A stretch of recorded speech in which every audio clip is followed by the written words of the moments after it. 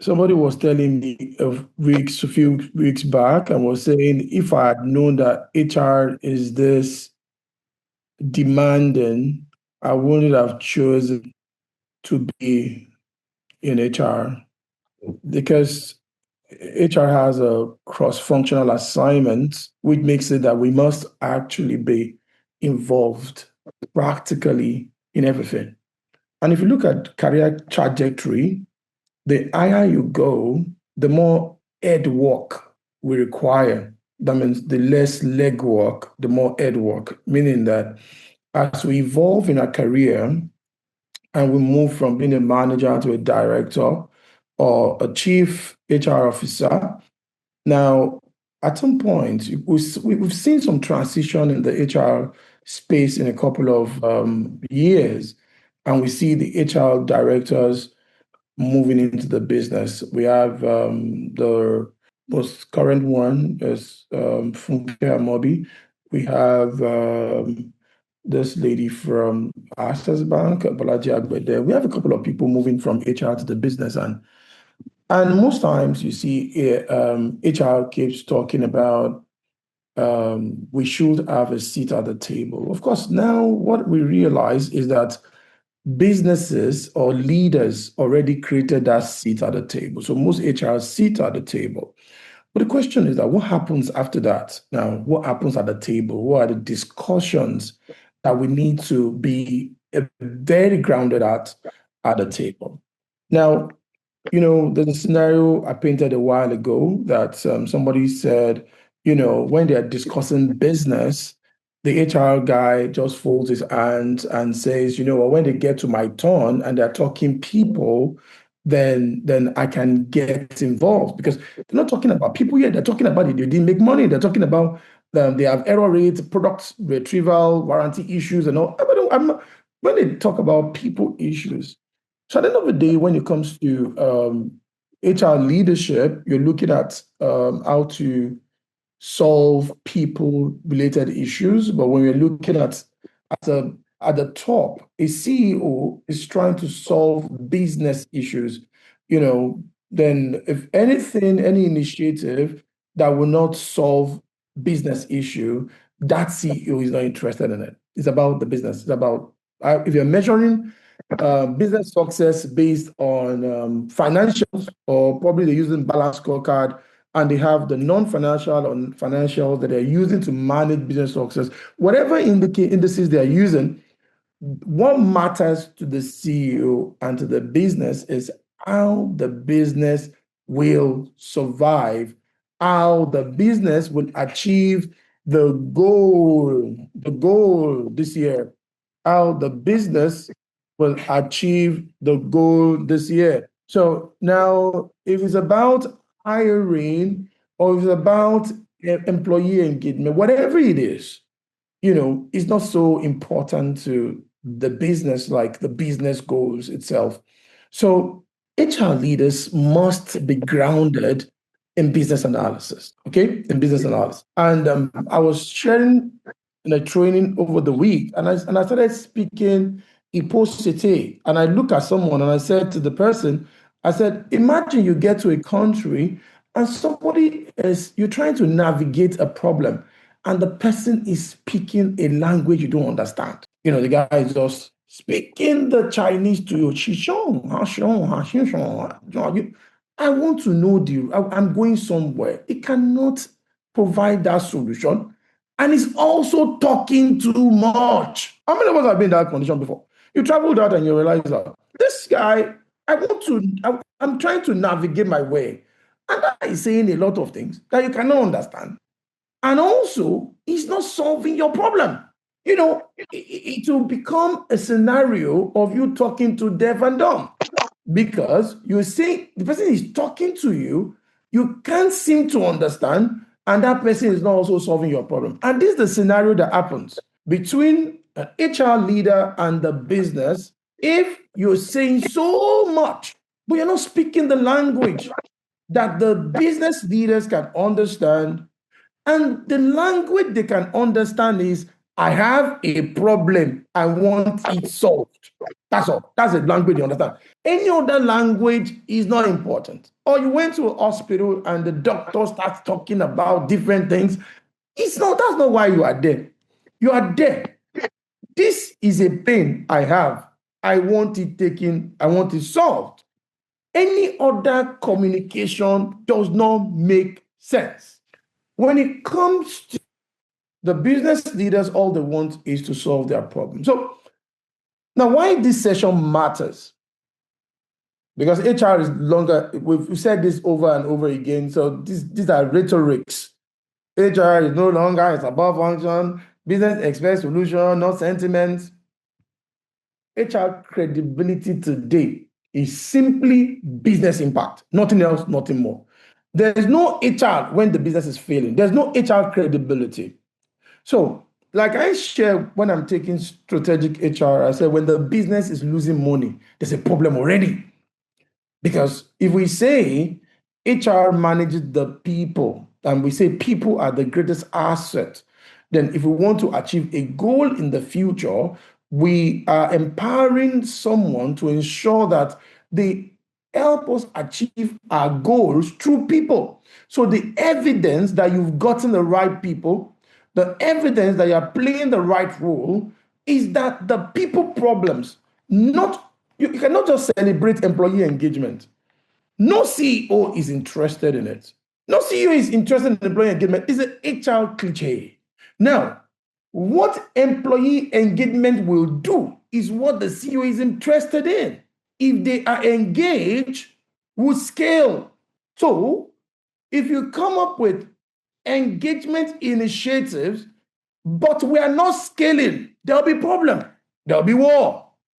I remember this song, say trouble sleep, younger go wake up, wait till go find Paula. There'll be war. Why? Because the concern of the business is not employee engagement. The concern of the business is that we achieve our goals. So when HR is trying to say, this year we want this to happen, we're not yet dissecting it. And sometimes when a business is not making profit, or let's take, for example, you've done sales training. I have some case study in the slides that we're going to get to at some point. You've done a case study. You've done a sales training, and the organization profit or sales did not jump. The CEO will condemn that sales training. Now, when a company is not selling well, what do we think is the problem? Let's start that way. Let me just have two people share the thoughts. Now, a company is not selling well. What do we think is they should do? What will you do as an HR manager to ensure that company starts selling well? Just two people, then we move on. I won't take more than two because I have a lot to cover. So I want your hands up, just your them signify, then I take two. I want to share your thoughts. The company is not making sales. What should they do? What as HR, what will you advise that they do?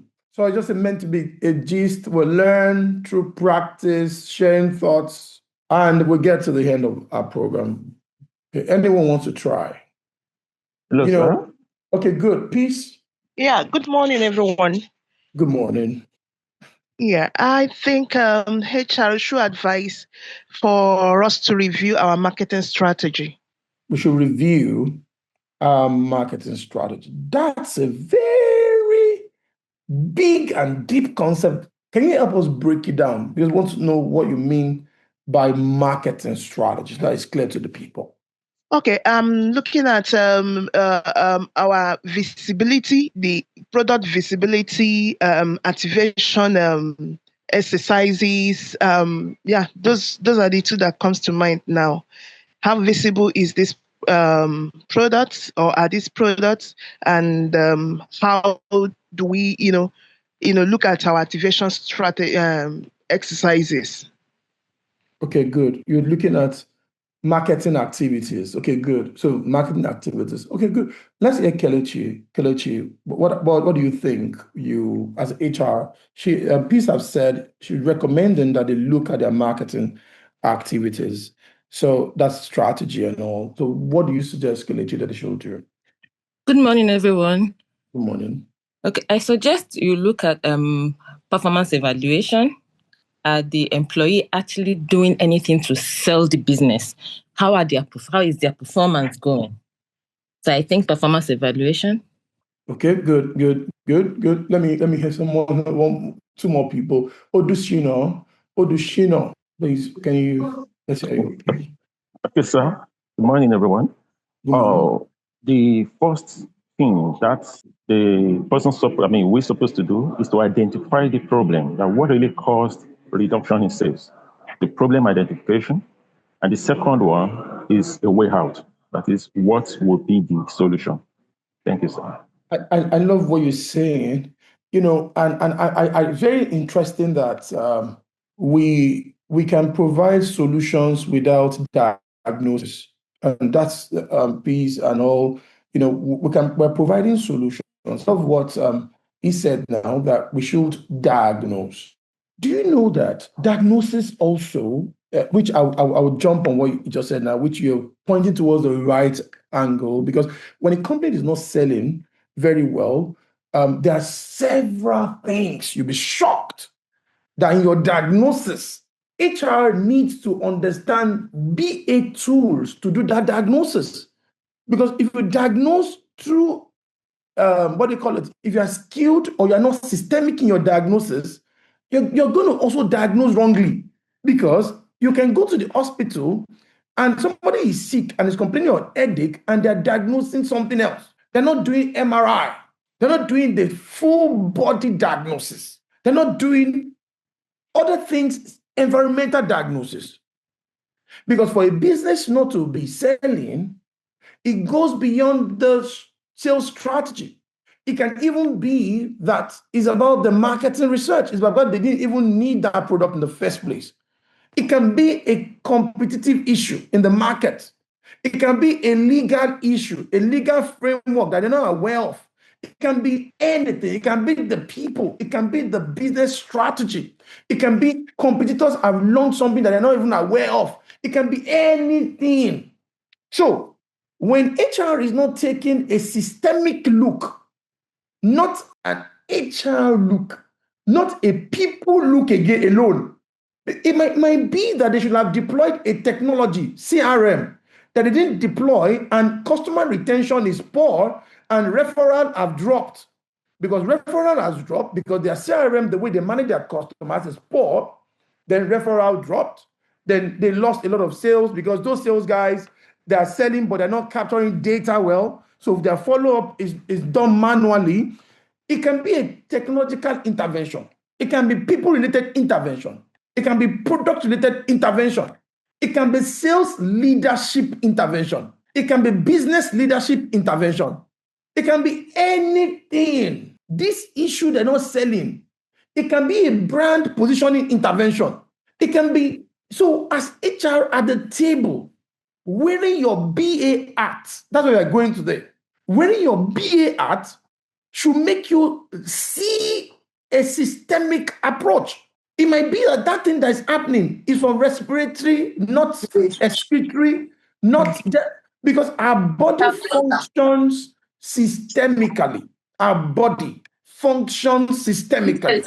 So one thing not working can trigger something else somewhere very far.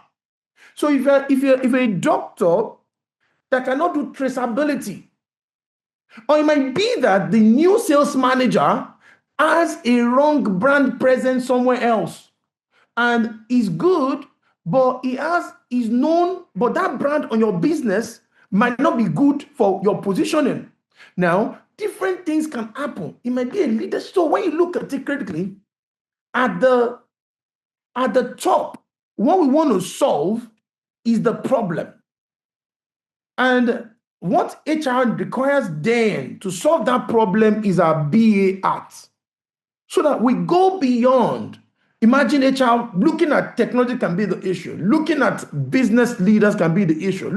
So you're thinking wide.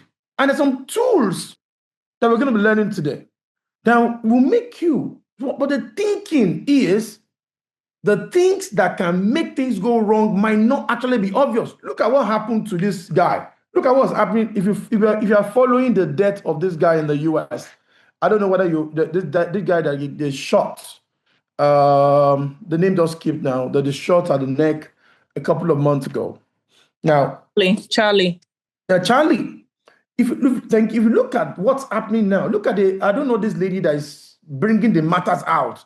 That is even the way they are tracing it. It's still looking like the wife is involved.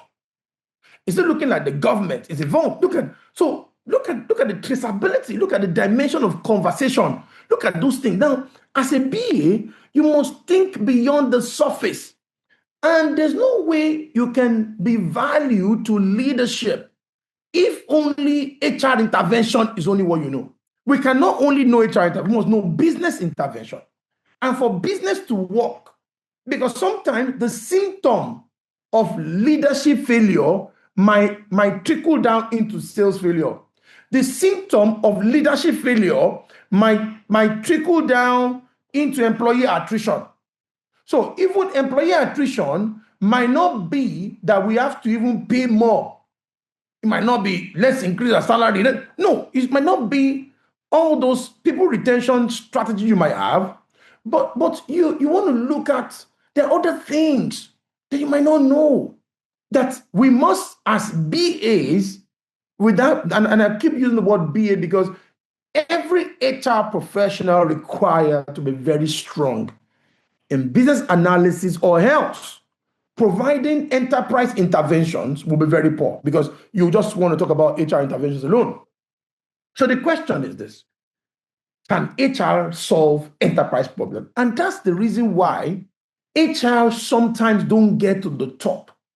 Because when the finance guy, CFO, and when I say to the top, I'm not talking about CHRO level. I'm talking about moving to the business and becoming COO and CEO.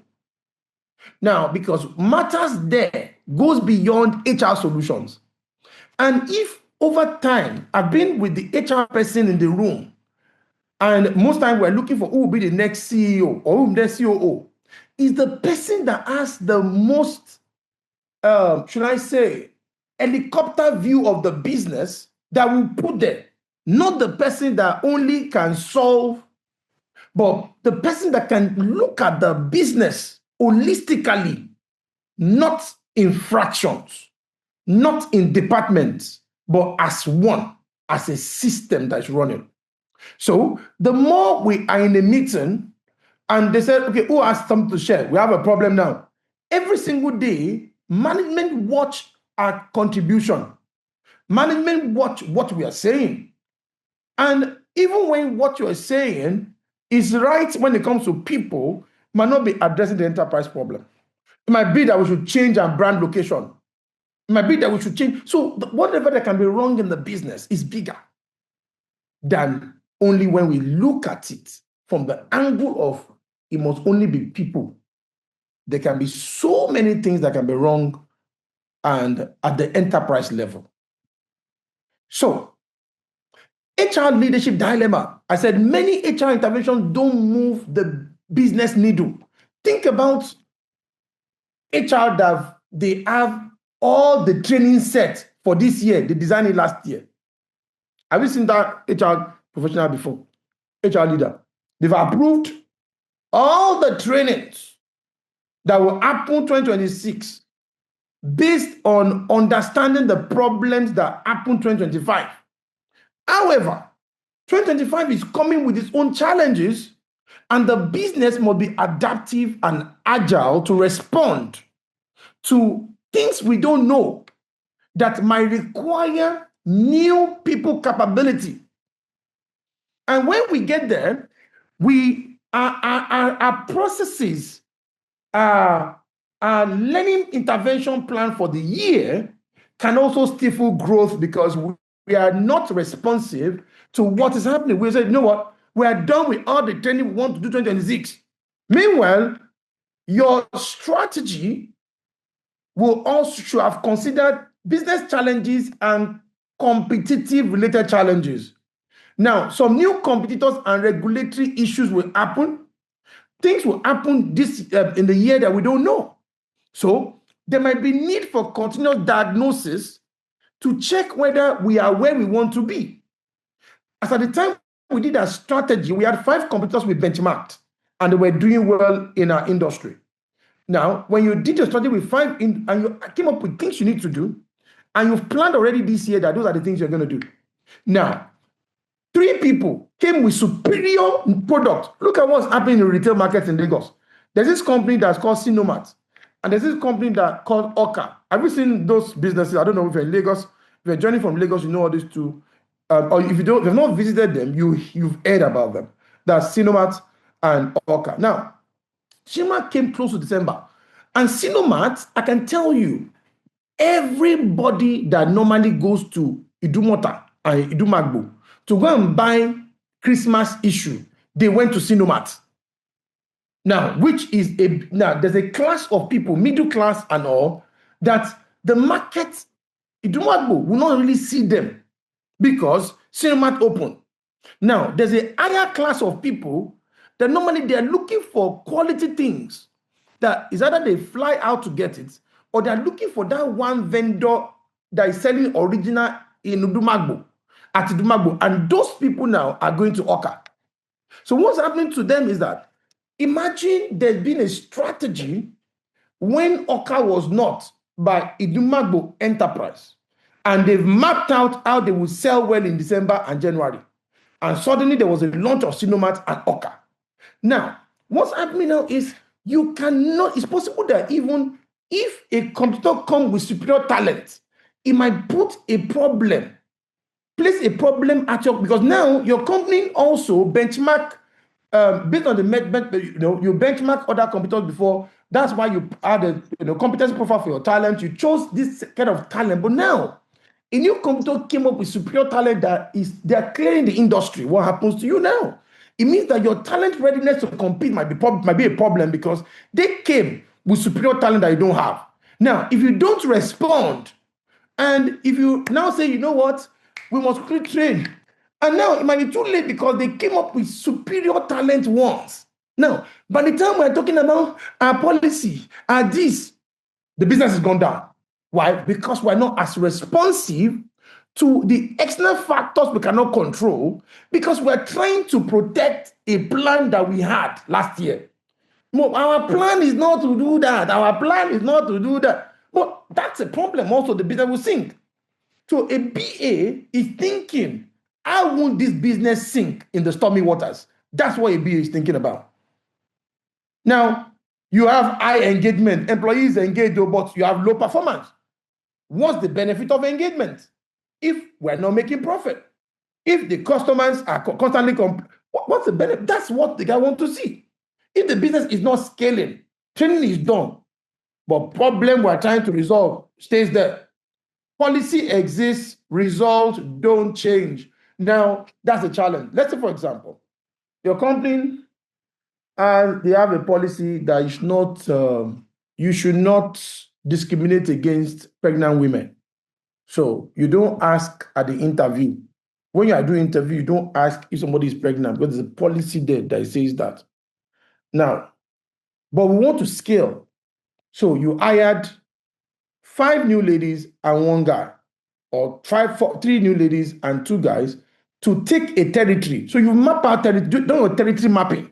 You assign the ladies into some department. Now, when they were doing their 3 months onboarding, is when you find out that the 3 ladies you hired cannot do it because they cannot go through that stress. They're in a critical situation that they are pregnant. What will you do as HR? What will you do as HR? You got to know. You do have a policy of no discrimination against pregnant women. So you don't even ask whether are you pregnant or are you not pregnant and all that, because your policy says no. So everywhere is open to everybody. However, your business just came up with a strategy to scale, and you hire 3. You want to open 3 new zones to take over your competitors at the same time. You went for 3 ladies and 2 guys to take over that zone. Now, 3 months onboarding to really make sure they have the competence. You found out that that is happening, and you have a policy that your probation period is 9 months, or 6, or let's say 6 months. What do you think? the HR should do in that case, in that scenario. Let's just share our thoughts. I need thoughts now. I give a scenario now. So we're trying to do some devil's advocate, whatever. Let me play the black guy. Let me make you see something. Who can tell us what to do? You want to scale, you hired already 5 people, great talent, good CV. Now, your company has a plan to take over a market and they want to scale. You have a 6 months probational timeline. In the onboarding of employee orientation time, you'll find out that guy, there are 3 of them, 3 ladies you chose to head certain locations are pregnant. What are you going to do? Okay. Is it why? Good morning, sir. Good morning, everybody. Good Okay, morning. so I'm just going to give it a try. So I believe that HR should know that the business has plans to scale before recruiting these people. And this should reflect in the kind of questions that HR should ask during the interviews and the kind of scenarios that are brought up. So I believe if the business plans to scale and there are some activities that may be physically, that may require physical exertion, that should be discussed during the interview, and then HR needs to pay attention to the responses from the candidate. If, for example, the candidate is, let's assume it's a virtual interview, and then you can't see that the candidate is physically pregnant, asking certain questions that would require the person to maybe exert physical energy or something. Say, for example, it's a construction role or something, and then the person needs to be on sites, visit sites, back and forth and all of those kind of things. The person knows that because she's pregnant, she won't be able to, do those things. So I think, in the interview process, screening and all of those things, it's very important to pay attention to that, as well as reiterating certain conversations during onboarding, just so that expectations are managed. And then when it eventually comes up, it won't be such a problem. But if it's a candidate who is very honest, that needs to come up, and the person needs to come forward with that information. Otherwise, I think it's just the candidate may be deceiving HR. I don't know. What do you think? Thank you. Okay, let's hear some of. I want to say, Odushino, please, can you? Thank you, sir. Since it's an oversight error on the part of HR manager, it's accepted. Now error is committed, but what is the way out? We need to quickly do another pre-onboarding. We onboard another 3 people while still keeping those pregnant women. They will be kept because we have been spending on them and they've known some of our policies. They have become our staff because the policy now makes them to stand. So we need to engage 3 new people who will stand in for their position. Then when they are through with their pregnancy and maternity stuff, then they resume their function back. Thank you. Okay, so let me ask you a question, Mr. Odushino, because very essential, some things I want to clarify. Okay, so there's a budget of 5 million, and the company has committed. Most times when companies pay in wholesale, they make money in retail. So they've committed 5 million to 5 staff that will scale their expansion to probably 300 million. So the budget that you have to hire a certain kind of talent is maybe 10 million, and you've hired them. They were great guys, and you pay them 2M. That's 5. Now that's 10 million now. So what will you do? How will you do it? Since we are working within the budget, actually that is a normal thing. Then we know we are putting the pregnant women on hold. So all their expenses as well will be on hold, while the new people we engage will be the one that the expenses will be using for. So we just need to put it on hold till they are through with their pregnancy, wherever, when they resume job fully. So that will be another year that budget will be planned, and then we will now incorporate them in the new year budgets. Okay, let me go to someone else, please. Chineye, what's your opinion? Okay, good morning, everyone. So I just wanted to say, sorry about this, they will drag you and speak first if you do that. I'm saying that the policy of the company is against discriminating pregnant women or any of that. There are maybe systemic ways to check without having to ask such questions outright. For instance, putting a pre-medical check where pregnancy would also be tested. This is my view, because you would have to have better budget to interview many more people and probably put an age range of the candidates that are employing, and then put that pre-medical test before an offer of employment is given. That way you can be able to see without breaching the policy of the company. Okay, let's move. Look at one more person before we move. But I can tell you that when you have a policy, you cannot do pre against that. Then you cannot do that test. That is prohibited. So what I'm just making you okay. Let me ask one more person. I'm moving to what I want to try to share while I'm asking this question. Let's say ฎ𝗓𝘂. I'm calling the based on ฎ𝗓𝘂. Let's hear your view. Then. Okay, thank you so much, Mr. Chibola, and thanks for calling me. I honestly feel I have a different opinion entirely, right from when you were painting the scenario. You painted pregnancy as if it's a disease, as if employees don't have a right, ladies in the office don't have a right to get pregnant. So this is someone who is coming newly. I have seen somebody in my sales team who opened 2 new markets, 2 new white spots for us in the Abuja region, and she was heavily pregnant. So honestly, if this lady came in and like someone said, if it's an oversight, maybe the questioning and the process did not allow us identify the fact that this person is pregnant and is in already, HR should have a sit down. You already have clarity on what the business expectation is where you were coming in. We need to open new white spots. We need to do this. We need to scale up significantly. This is your responsibility. Are you able to do this? If the lady says yes, in spite of the pregnancy, please, by all means, HR just needs to be keeping pulse and be checking. How is this person doing in the market and all? If the person at that point says, you know what, I don't think I can do this. It's also a gentleman conversation. Okay, so sorry, we might have to terminate your contract because there are clauses in the contract that require you to be able to do X, Y, Z.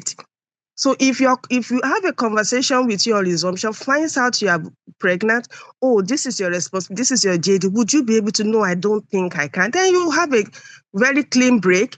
The lady exit the system, then you go and look for somebody who else. If the person, but honestly, I don't even think it will get to the point where the person is exiting. Pregnancy is not a disease. If the person is able to do the job, qualified to do the job, has the inner strength and stamina to do, just please, by all means, you should get into the field and start conquering and be scaling up. Okay, that's my personal opinion. Let me say something first. I didn't paint it as do pregnancy. I'm just giving a scenario of policies and business. So all these things we're saying now, are you aware that the business leaders don't want to know about it? HR is the one that determines what they do to ensure the business is opening a branch and they are meant to make 10 billion. To make 10 billion, they've given you an HR budget. Now, whatever interventions HR wants to do, they must do. You must now, that's the HR rule now, to ensure that you still make that 10 billion. Now, anyhow you want to do it, any policy you want to put, any way you want to do it, but if we don't make the 10 billion, do you know they will come for you in Anlua? Because the board is coming for the CEO, and the CEO will come for you. Why? Because the budget to release, when you're doing your human capital strategy, you've decided that, okay, you are the one that's, okay, if you want to achieve this kind of goal, when you're doing your workforce planning and all that, you've predicted, and you're the one that said, okay, if we have this kind of money, we will hire this kind of people. And if we can hire this kind of people, we'll achieve this kind of goal. So those things have been done already, and the CEO can go and sip and pop champagne. Now, what I'm making you see is, HR should not bring this conversation as a reason why the goals were not achieved. Whatever ways, that's HR owns the policy. your people policy you've put in place to ensure that your system, there's equity, there's no discrimination. But those policies, if at the end of the day, we got to the end of the year, and when we are doing NPR and saying the reason why is this, the CEO does not want to understand those things. I'm being very, I'm trying to tell us that what determines whether we've even hired the right HR manager that aligns with that put the right structure that can power our goals is, so we start questioning the HR manager. We start questioning that, does this HR manager doesn't know how to put the right structure that can power our goals? What I'm making us see is that the business goals is what matters to the business leaders. Now, how HR would do it if you hire 5 more people, if you hire 5 more people, if you design in this way, but just don't say because of your people practices is what affected the goal. So if HR would take ownership this way, then the leaders will be sipping. But if HR will not be able to take ownership this way, then it will come for the HR manager. Because if HR managers start talking about those things in meetings, and you start saying, you know why we did this, that's why, don't worry, let's get it up. Because your competitors in the macro view of what you're looking at, they're not waiting for your company to be ready. If your company is not ready, they take over the market. So it's about how do we not lose in the market. It's not about whether we have A or B, all these internal issues is what I'm making us see that whatever HR interventions that you are putting in place, HR have put in place, so run is not moving the business needle. Businesses cannot understand it. And until HR start seeing themselves as we are positioned to make the business survive beyond protecting policies alone. So whatever policies we are putting in place, so run is not against the law, is not illegal, aligns with the labor law, but the policies that does not violate the law, but those policies can impede the company from achieving the goals of what they want to do should not be conversations that we bring to CEOs. So I understand the fact that we know pedagogy is not this, but guess what? If they borrow money from the bank and they have forecast and board members are waiting, investors are waiting on that thing, and that's the reason why they invested, all those conversations bring pressure on the business that all the business want is intervention. So I wrote something here. HR should beware of structure that rupture. Structure alone is meaningless if it cannot support the scale of the goal it was built for. So you cannot also, as HR lead, copy structures. We design structure after diagnosing where we want to go, where we are. And that's why in BA, the first thing we want to also understand is where do we want this company, where does it want to go? What's their goal for the year? We always talk about as-is analysis, as-is. Where are we? And to-be analysis. What should we put in place to be where we want to be? So we're looking at as-is analysis. We're looking at to-be. We're looking at their business goals. What determines whether your interventions are right or wrong is diagnosing these things and make sure you understand, because no one size fits all. You cannot, what you deployed for company B might be different because the structure you need to put in place to power the goals of company C might be far. As simple as a company wants to be one of the first 50 in their industry, it's different from a company that wants to be number 1 in their industry. Now, that goal alone will change your entire people management practices. So we need to make sure that as the business is scaling, we must do continuous diagnosis. Meaning that even what we did last year and we've put in place that made us succeed, as the business is changing its work, it might expire the technology, it might expire the people capability, it might expire everything. So as we are moving forward, it might even expire the leadership readiness of your team. I'm saying leadership readiness. The senior leaders that are meant to even power that goal, their capability and their competence might not be ready for the goal the business want to push that year. So this brings HR to say, what gives the scorecard of good play is we scored the goal. Oh, we played well. The boys played well. They dribbled well. They turned this way. Forget it. It doesn't hold water. Did we score goal? Did we win? If the best player does not score goal, is as useless, it will come back 4 years' time again. Even though we had 70% control of the ball, but we lost. These people only had 30%, but they won. Who would they give goal to? They would have won. So the hard truth is this: businesses don't pay for activities that we perform. All the stories, forget it. Businesses pay for outcomes alone. It's a serious hard truth.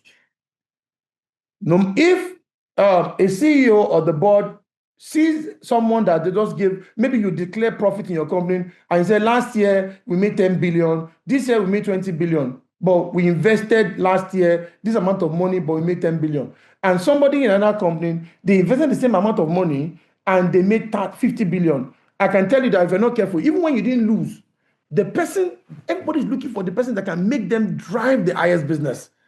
And that's why the BA function is very essential. Now, outcomes from solving the right problems.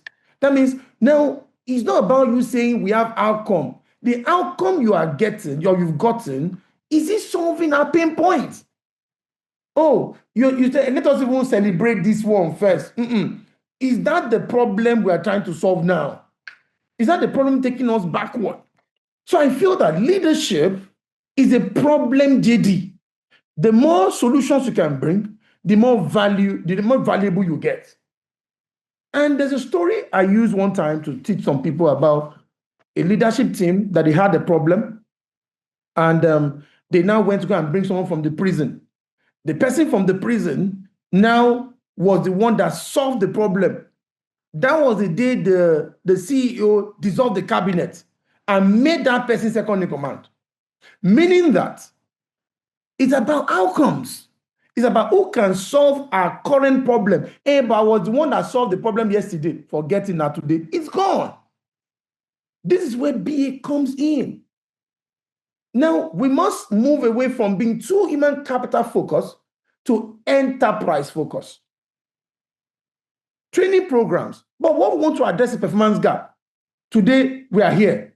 Our error rate or our customer dissatisfaction rate is this percent. We want to reduce it by 40%. Now, whether you get the people that will reduce it, what you put in place, whatever we need to do might not be people oriented alone, might be technology, might be different. There might be more than people. So what HR needs to start looking at now is that it's not only people that can stall the company, there are also decisions that the enterprise need to focus on. And that's why BA's focus on enterprise solution, not people solution alone. So if we want to talk about people solution, we can't talk about OD, organizational development. That's basically OD part of HR, which sounds like what we are also talking about.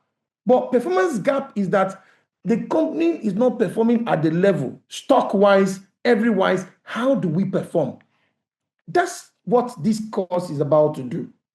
Now HR is okay, engagement surveys. Revenue, we're not making what we're meant to make. Revenue leakage is what the enterprise is focusing on. Now, HR is one that will now say, engagement survey, but revenue leakage. Is it we must launch a new product? We must hire a new leader? Do we change our market positioning? Is it a marketing issue? Is it what? That's what the business enterprise is focusing on. Now, with head count, like I always say most times, I said, not every head you have in your company, even when they make the head count, but not every head counts. So they're talking about productivity. So each person that you have on your team, are they productive? Yeah, we had a conference last week. I don't know, some people that attended the execution board. Most times, the waste that managers have in their department, now their capacity not being able to handle the waste. When it comes to waste, I mean waste of talents. Now and that's why that conference, we're talking about you coming up with systems like regular check-ins, systems like you having dashboards, metrics that everybody can see who's not contributing, who's not meeting his goals. What's your deliverable, and if you have 5 people, what should they deliver in 2 weeks? What should they deliver in 1 week? What should they deliver in 3 weeks? What should they deliver in 1 month? Now, we start saying that are there check-in systems that ensure that you can check the people delivery and what they should move, what the activity they should perform, has it been done? And you can see it across the dashboard transparent. You can see it is transparent towards the NPR. Coming every time you're saying NPR, you didn't do well, you are doing performance appraisal. But there are no systems for performance monitoring, looking at what is doing per time, productivity per person. And like I shared in that training, I said, somebody might even say, okay, when I go on, I want to step out, but don't worry, I will still meet all my goal today, but I won't be around for like 5 hours.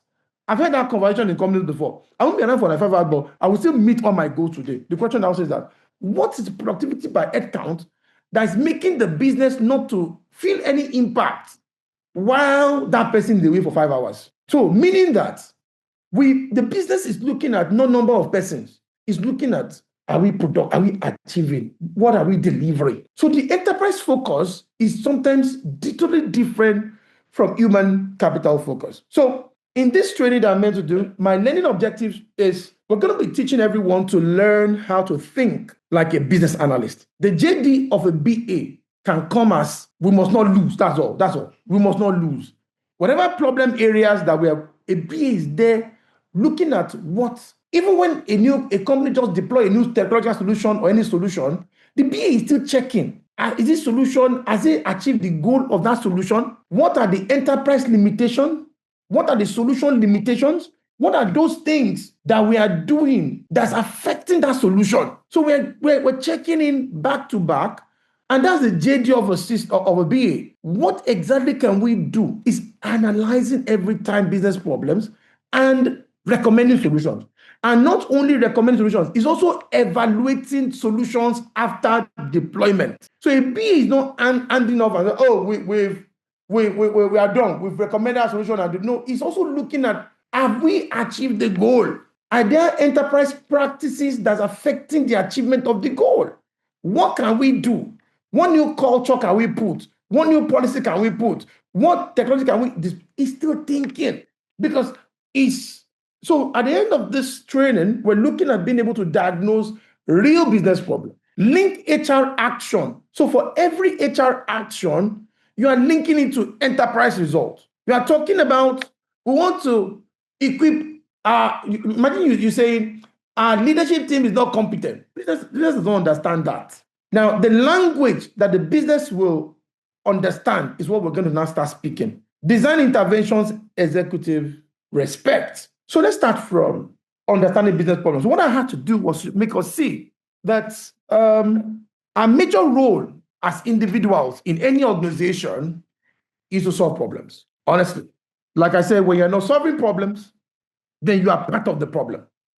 Meaning that you are a mini consultant in that business and identifying solutions, identifying problem areas, and taking an enterprise-wide on how can we do it. Sometimes HR might have to recommend killing a business area as a response to the problem. So all of these things will go beyond HR conversation. We're looking at the business itself. We're looking at all functions. We're looking at all the things we've put in place. We call it systems we put in place to ensure that business runs. And we can deal with anyone, even when it's people, even when it's technology, even when it's structure, whatever thing it is, that's what we want to deal with. Now, so what is business problem? When you say a business, this company has a problem, what are we talking about? A problem can be a gap. We want to make 30 billion, but we made 10 billion. That's a problem. Even when we didn't lose, that's a problem already. The expected result is this. We want to reduce customer complaint from 50% to 10%. Now, and we were able to reduce it to 30%. That's a problem already, because our current performance and expected performance does not still gel. We didn't close that gap. So a problem is if a gap exists between what we plan to achieve and what we achieved. So every organization also there's a gap between the current business performance and expected performance. In fact, in our own personal life also, we have personal goals, but we have the actual. Our actual does not align with our goals, our expected. That's a problem also. People will tell you, let's thank God for the one you even achieved. In business, we are still thinking, what are those things what were the impediments, or what are those things that held us back that didn't make that prevented us from achieving an actual? So we don't converse like, let's even thank God for what we've achieved. There's a problem. There's a gap. We planned to score 10 goals, but we scored 8 goals. Why didn't we score 2 goals? So the BA art is like, what can we do? Now, a problem is affecting revenue, is affecting risk, is affecting customer or strategy. Whatever it is, a business problem is anything affecting revenue, cost, increasing your risk, affecting your customer, affecting your strategy is a business problem. What is not a business problem? What is not a business problem? Oh, staff are not engaged. That's not a business problem. These are just symptoms that could have led to that problem, that would have caused the problem. But that's not a problem. People are not motivated. That's not the problem. Managers are weak. That's not the problem. The problem is that we didn't hit the revenue goal.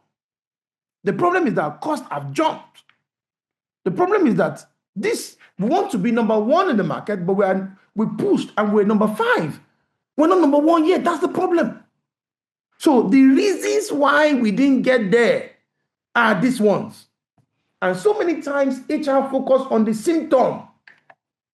We don't focus on the problem, the business problem. So these are not business problems. So business problem versus HR assumption. We have missed revenue targets. HR will assume that the reason why we have missed revenue target is that employees are not engaged. That's an assumption. That's what HR will say. But we can have missed revenue targets because a new competitor or 4 new competitors came to our industry. We can have missed revenue targets because they deployed a higher technology than our own.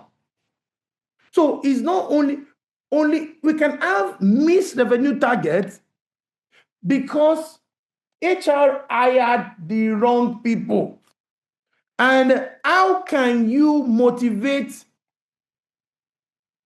a lion, or you motivate a monkey to become a lion, or you gave the team member, you hired a monkey and you gave the person a lion goal, and you're now saying the employee has low motivation? He will be motivated now.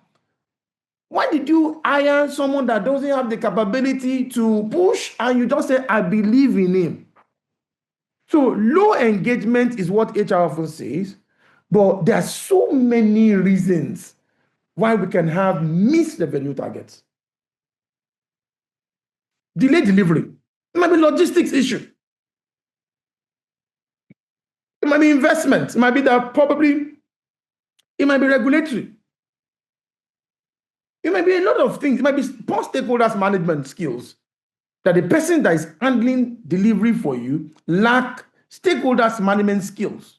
So that's a skill gap. It might be resources to ensure fast delivery. It might be technology. So that thing that the business is experiencing, HR quickly run into saying this HR matters that cost it. The bigger things that the business is looking at that might have cost it. HR talks about poor attitude of employees, but the business is looking at customer churn. We're not retaining our customers. So what can we do to retain? So what the business is experiencing is what the BA focuses on. So the BA does not speak this language, does not speak skill gap, does not speak lower engagement, does not speak poor attitude. It's about whatever we need to do to ensure that our customers, we retain our customers, whatever we need to do to make, that's the focus. And whatever it is what the BA is trying to identify. Whatever it is that is slowing us down, we will get to the root cause of that thing and deploy solutions that can meet that goal. So why HR misses the real problem? We over-focus on people. And we under-focus on system. Now, I was teaching this last weekend on Saturday, and I was talking about that if the system, and that's why people say culture eats strategy as breakfast. If the system you've put in place to drive the business is not strong, no matter the people you hire, you keep just changing people because your system allows people to be lackadaisical. And that's why if your managers, don't have the right system to drive performance, now what's going to happen is there'll be high attrition, even when that system that the manager has created can make people that, have you not seen somebody come to your system and came to work, but saw that, this place, we can do 10 businesses, because people just come in the morning, they don't check, there's no check-in, there's no delivery per day, nobody knows whether the person is working or not, there's no dashboard to see the person's progress and performance. There's no way that person will not come to work for 2 days or will come to work and sign in and step out. Why? That person might even be online all through because there's no system. So if that system is not strong, what happens is good talent will also become bad. Emotional diagnosis. There was a time a HR manager, recommended someone that this person is good. Have you not seen in school that the person that is talking a lot in class might not be the one that will have first class? But if you rely on the talk, the visibility alone, you will appoint that person as the best in class. But the best in class, it can only be determined through data. Until they've written an exam, you cannot say this person is the best. So emotional diagnosis should be eliminated. Jumping to solutions too early without root cause analysis. So many times, HR gets intellectually stressed that you cannot do a lot of traceability analysis. You cannot do a lot of traceability whereby you want to look at 5-step traceability to determine before you jump into solutions. You want to also look at this thing, how many things, this particular problem, how many business outcomes is this problem affecting? So if we leave this problem there, because if you don't analyze the problem well, you will make the right decision at the wrong time. Let me say it again. If you don't diagnose the problem well, you make the right decision at the wrong time.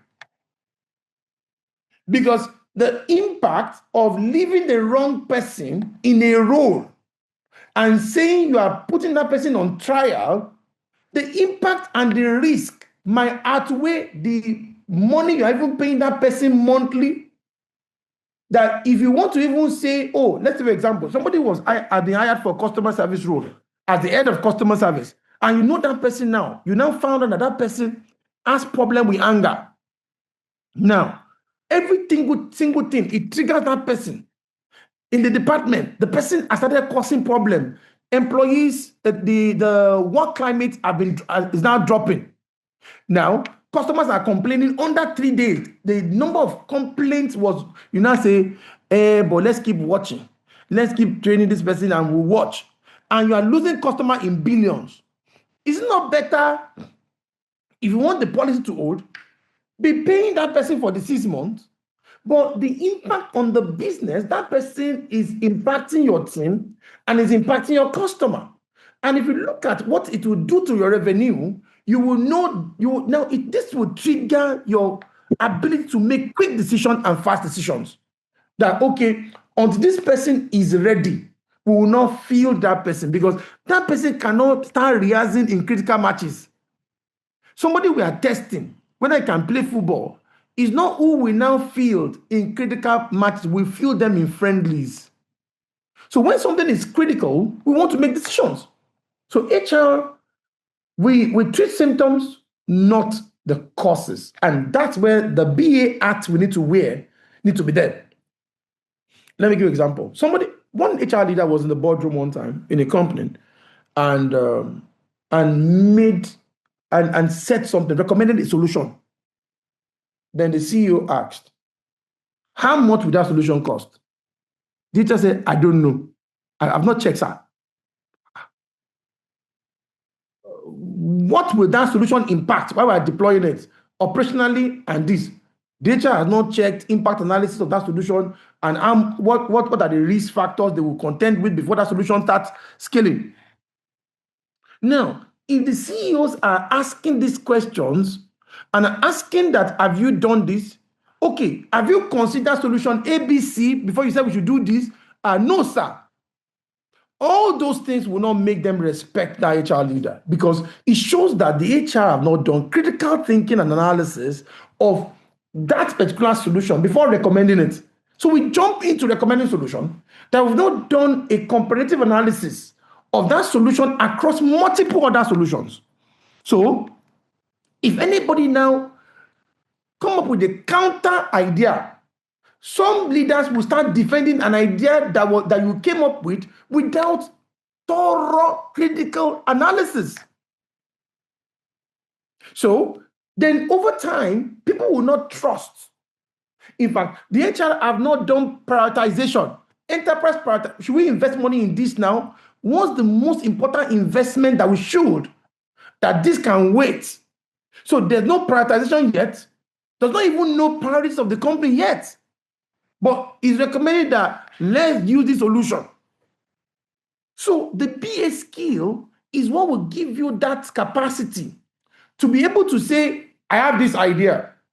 This idea will cost us 10 million. However, I've looked at where we are, I've done financial analysis, and I've looked at affordability, and I considered solution A, B, C, D, and I chose D because financially, when I did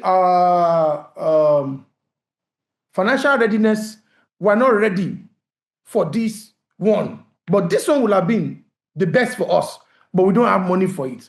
But when I looked at operational impact, I also chose D because now D can be launched at the same time that will not collapse our operations. Now, that's why I feel D should be what. So the conversation that HR will be having, and I've looked at the culture, D is closer to the current solutions we are running. A will make us need to come up with a training intervention that we have to upskill all our people to understand the new methodology. But this one is closer to what we use. So I'm choosing D, even though it's not the most effective, but is the most realistic solution based on the stage we find ourselves today. So it's not that I don't know that I should get Benz, but I know that I can get Keke to move now. Then when we keep moving, at least we're not where we are. But I know Benz is good, but the money we have is Keke. But since is movement, the risk is that we have a lot of wind blowing when we are moving. It won't be covered. Those are the conversations, business conversations. So let's look at this as let us take a 10 minutes break. But we want to look at the case study first. A company trains sales staff, and I've done this before, every quarter, yet revenue keeps dropping. What might be the real problem? That was the first case study I started with, telling us several things that might have gone wrong. That if we're not careful, we'll be focusing on the wrong things. You know, somebody that is kept on taking paracetamol, and is not, and because they're having a headache. Meanwhile, what's causing that headache is beyond paracetamol. Is what paracetamol is an infection, but it's paracetamol. So paracetamol started damaging kidney. So, what question should HR ask first? And I love the question, the other Zio that said that. There's a question he said, let us diagnose. But that's the first thing. We don't conclude first, and we diagnose objectively without having intentions and being open to whatever we see that is the cause of this. Okay? So, do I have questions before I move on again? I'm going to take like 2-minute questions, I guess, and we take it again. Do I have 1 or 2 questions or contributions as we still move into the course? But we're just trying to define what business analysis is. Okay? Okay.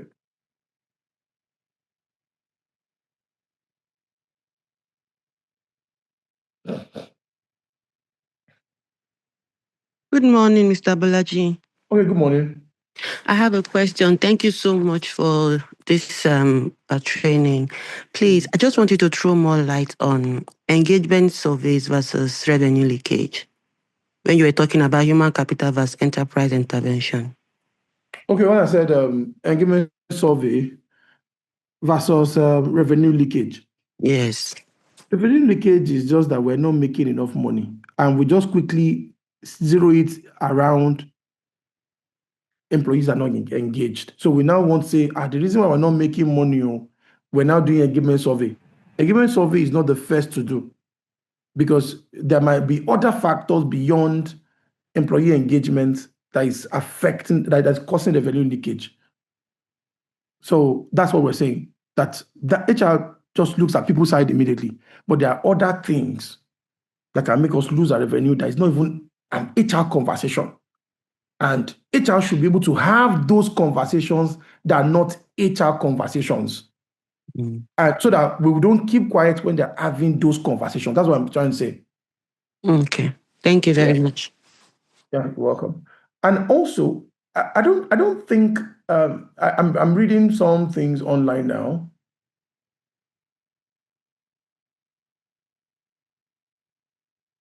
I'm not sorry. The scenario I used about women being pregnant is very. And let me ask Ineka also, because I'm seeing charts and I'm just at a case study and saying that the business performance matters, because by the time they've dropped, we might fold up already.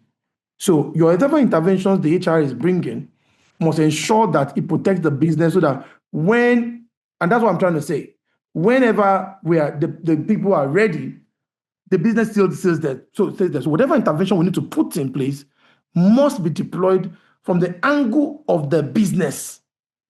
Because every other person, the leaders, I'm making you see that they're thinking of the. So I'm not saying we're not should be insensitive, because it's possible that if we're not even very sensitive and we let the people go, it might increase our risk. Meanwhile, if the labor law does not permit it, we cannot let those people go. So that will also increase the business risk. So I'm just painting a scenario. So I'm not saying, so there are so many factors that must be considered before we make decisions. But whatever factors we are considering should be, any solution we are coming up with should be business-related solutions more. Those are the things we're trying to say. Good morning, Mr. Jibola. Okay, good morning. Yeah, good morning, everyone. Thank you to Certification Ed for this intentionality, for being very, very intentional about ensuring that we have business-minded HR professionals and not emotional HR professionals. Not to belabor the whole pregnancy thing, but I think it's high time that HR professionals stop being emotional. Stop being sentimental. The truth of the matter is we have gone past the era of personnel managers. We have gone past the era of hiring and firing. It is human resources. Human, the people, resources, the business. So they say HR zone sits at the table, and we are trying to, at the management table, we are trying to change that narrative. The only way we can change that narrative, just as Mr. ฎjibola has reiterated severally today, is being business-minded. Are we going to be witches and wizards? No, but we are going to think. We are going to be objective. We are going to put ourselves in the shoes of the business owner, because we have investors. We have money must be made. I'm sorry. But where the HR professional comes in is, yes, money must be made, but we need the people to make the money. And so we'll try as much as possible to strike a balance. HR should go and understand labor law. You cannot be having any conversation with your staff that is pregnant and you're calling it a gentleman conversation. The staff might record. On no account should you have any gentleman conversation with any staff based on pregnancy, because if it goes to the labor law courts, it could be termed as pregnancy, what's it called now? Discrimination. You don't want to start attrition. You don't want to start law court cases.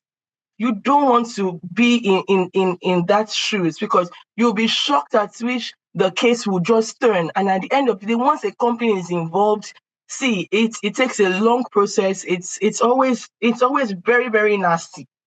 So this is, again, what I'm saying. Be familiar with the HR law, with the labor law, what the labor law states around pregnancy. Tighten your documentation process, because why in the first place would you employ a staff without running pregnancy tests during your medical, during your pre-employment tests? You don't need to come out outrightly to tell a staff that, oh, we are not going to employ you because you are pregnant, or oh, because we mistakenly employed you, we didn't know you were pregnant and you had not spent 1 year yet, or you have not spent 6 months yet, and you have to go on maternity leave. Sorry, sirs and ma, maternity leave, that staff, we go. So then go back to your handbook and put provisions for all these things. If a staff comes in and has not been confirmed, or has not spent 6 months, or has not spent 1 year and needs to go on maternity leave, what does the policy state? And then you run with your policy. Because again, there is a clause in the labor law that states that you can grant maternity leave at a management discretion. So it's either you offer unpaid or you offer partially paid, especially for a staff that is not 6 months or 1 year. All right. So please, let's try as much as we can to avoid putting ourselves in a situation where we, like they would say, we have to start to shalaye. Okay, good. Thank you. Thank you. And I also want to reiterate, because if anybody is trying to pass a comment about the pregnancy, that's not even the core of where we are going, please. Those are people-related matters. I'm just trying to make sure that HR will downplay people-related matters and make sure that people-related matters we are putting in place powers the business. Whatever ways you're going to do it, if you hire 5 more people to balance, so not the business, can accommodate that decision, then it's a good decision. So now you have a leeway. But if you don't have if the business cannot accommodate that decision, then you need to make decisions around what you just mentioned now, the balancing the law and the one the business can accommodate. Because if business get to a point that they cannot pay, everybody will still go home. And last, that's what it is. So that's why I'm trying to make us consider, look beyond the HR matters. But maybe when we go deeper into but I'll call Peter now. But when we go deeper into the BA itself, maybe that also will help us clarify a couple of things and what I'm trying to say. So Peter, I'll call Peter now. Then we. Okay, thank you very much, Mr. ฎjibola, for the opportunity to speak. So in recent times, I stumbled into a challenge of trying to diagnose business problem for a particular product line. So it was discovered during the course of diagnosis that the product was launched to the wrong markets, which made us to withdraw the product, start process of withdrawing the product eventually. I was thinking at that product launch, though I was not involved at the time of the launch, it was when the problem came up that I recommended it should be withdrawn. Maybe if I was there, what could I have done to make it better? The product was launched at the wrong time to the wrong segment of the population. So it shows that the BA on that project, the product manager is wrong, does not understand it, does not understand the product, does not understand the stakeholders, does not understand the markets. Because before we make decisions in business analysis, we consider the product, we consider the market, we consider competition, we consider all of those things. So launching a solution to a wrong market at the wrong time, that's a core fundamental business analysis problem, because it should not happen at all. That is so if we say because constantly the market demography is also changing.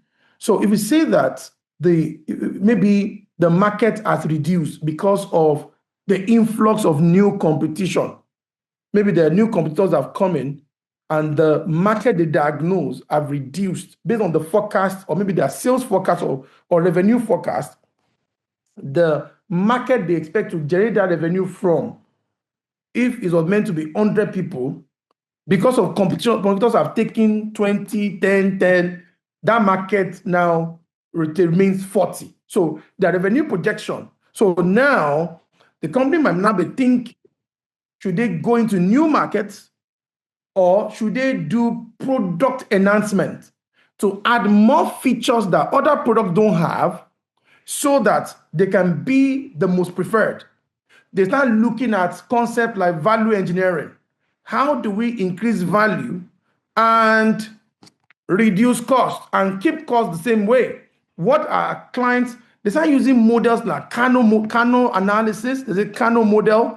There's so many things you start looking at to make that product the most preferred. Or if you see that if you add more features, it will erode your profits, then you might keep 40%, then you trigger a blue ocean strategy, whereby you expand to other markets that you can get the 40, the 30, the 20.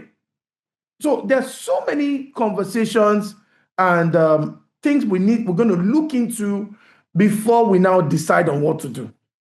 But now launching in the wrong market is now where I said that person, there's so many factors. That person didn't do analysis. A BA analyzes. So that person didn't analyze before making decision. And that's exactly, when sometimes we make wrong decisions because we didn't do our analysis well. Sometimes we respond to, I gave a case study in a training, and I said there was a time a company policy states that they will fire anybody they catch stealing money. The regional head of a particular place is the one stealing the money. Now, the region is one giving the company 60% profit, but the manager driving that profit is one also stealing money. But the policy has zero tolerance for stealing. And if we fire this guy, likelihood is that he will move our business to a competitor and will go bankrupt. What do we do? At that point, that's where you need to start analyzing. Sometimes you might not do as if you saw that policy yet and start putting the right structure that can drive continuity if that thing happens. That might even trigger you hiring. That might even trigger, in that case, we had to even promote the guy. We promoted the guy to become the country head because he died 60%. Then we blocked all the loopholes that thing was, but he didn't know. Then we hired another person similar that's from that locality because it's from that place. So we hired someone from that locality that understands the language of the people too. Then that guy was one driving the person because of promotion. From there, after like 9-10 months, we saw that the business started doing well without the guy. While the guy is going from one training to the other, doing bigger conversation, then we brought that thing based on our policy. So if we don't analyze, we make the right decision at the wrong time. And we're also going to have wrong results. And you still say, hey, boy, is it not the policy? How can an HR now sanction that person? Imagine I didn't intervene. An HR have given that person termination notice. I tell you, during that tsunami is when they'll fire the HR too, because they won't have money to pay. So analyzing decisions before making that decision is what happens. So one of the greatest strengths of BAs is that you must analyze. And that's what that BA that didn't do that made your company launch at the wrong time is that's a serious offense. Okay. So what is business analysis? Simple. The discipline of identifying business needs. When you say discipline, there's a lot of rigorous. You dig deep. It's not easy. You dig deep to get it. It's a discipline. It's like when I say medical. Somebody say, what are you studying? What's your discipline? I'm medicine. What's your discipline? It's a lot of work. When you hear the discipline, is a lot of work involved. It's not something that you don't do abracadabra and you identify business needs. And determining the solutions that deliver the best value. And when you say value, value can be defined as what the stakeholder says it is. Beauty is in the eye of the beholder. So we need to understand what our stakeholder call value before we can recommend what aligns with the definition of value. So determining solutions, that means it's not only one solution. Any BA that recommends only one solution at the boardroom, or maybe you're at the boardroom, you did not say, I have an idea, that you only recommended only one solution. You don't have great BA skills. The problem that person is suffering is creative thinking skills. Creative thinking skills is what makes you see a lot of possibilities towards the same outcome. But when you lack that skill of creativity, you defend one solution to your life. And every solution they've deployed in every generation, the next generation will come up with a superior solution that will be better than that solution and they make money.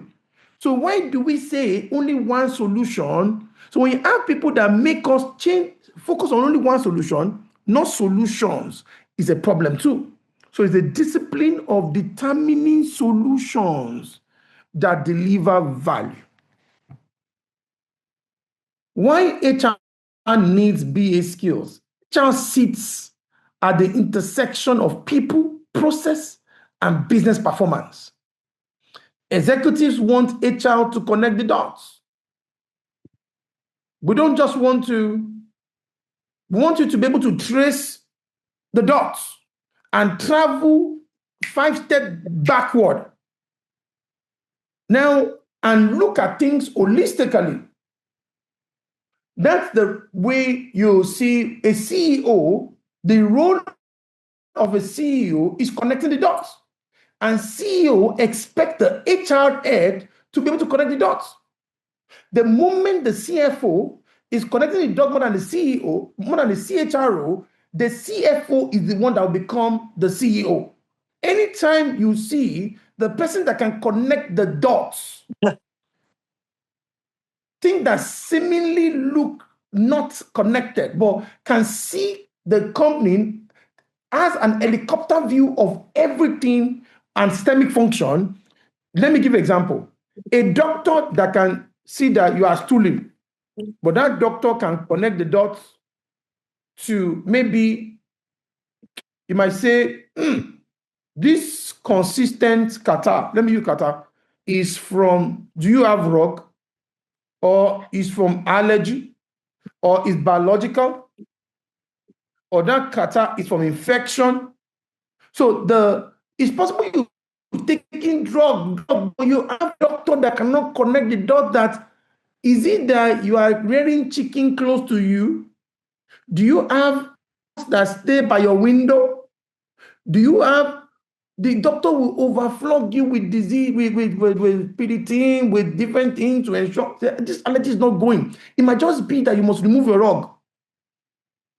I remember when I just gave out my first child, we used everything until one day doctor said, "Come, do you have rug?" I said, "Yes." Now he said, "Remove the rug." As we removed the rug, cleaned. The child's consistent allergy stopped. And we're even thinking the child will now has pneumonia. But if you have someone that cannot connect the dots, you focus on the wrong things. And the problem is that you have people around you that cannot connect the dots. Strategy fails. And this particular line was about 6 hours conference on Saturday. Last Saturday was about execution. We started having conversation about that when we don't execute well, and largely HR sits on execution because we work with the people. So our people management systems must drive execution. And let me take an example. People have dreams, things they want to achieve in life. They have all the vision board, beautiful pictures. But do you know, as of today is the 17th. Some people are still doing Happy New Year. They've not started. There are no deliverables per week. There are no deliverables time bound. So you see, somebody gave a case study in that particular seminar. I guess if I have the time, I might release the video for some people that are interested to watch that particular session. It was powerful. How do you drive execution? Because the problem is most companies, we keep, and even individuals, we keep celebrating vision. And the problem is we are not doing, the problem is the doing. The problem is that we're not executing. So the vision should have evolved. So we just always, and that's 365 days will pass. I give them a situation. People naturally wait 60 days every year. The moment November 31 hits, the whole 30 days of December is gone, and January also is gone. If you're not careful, serious organizations maximize every moment. But however, strategy fail because execution. Because if you have a competitor that can execute very well, that person will beat you to it, even when you are using the same strategy. So if you have the right strategy, but you don't know how to execute well, then you're still going to fail. So HR needs BA skills to be able to execute well, to help execution. So the HR business analyst mindset, number one, you must be a curious person. If you're not very curious, you cannot do, there must be something behind something that you don't know. Don't see things from the surface. And you're not someone that is defensive. If you're a very defensive person, you cannot learn. And that's the challenge we have in this part of the world. People are extremely defensive to a level that they can never learn again. Because when anything triggers and go against their mental framework, they cannot think out of the box because their mind have been framed to think within the box. So out of the box thinking, they rather protect it with their life that they are the ones that are correct. At that point in time, you cannot be a good BA. A BA is open. And we are not closing out on some areas that the problem might not be from that area. We are open. And to whatever you cannot use data to back, it's a problem. Let us do this. Like a CEO responded one time. So I'm not running this company to feed your feeling. Say, I feel we should do this. Data suggests that this is what this company must be doing now, because this does not pay us.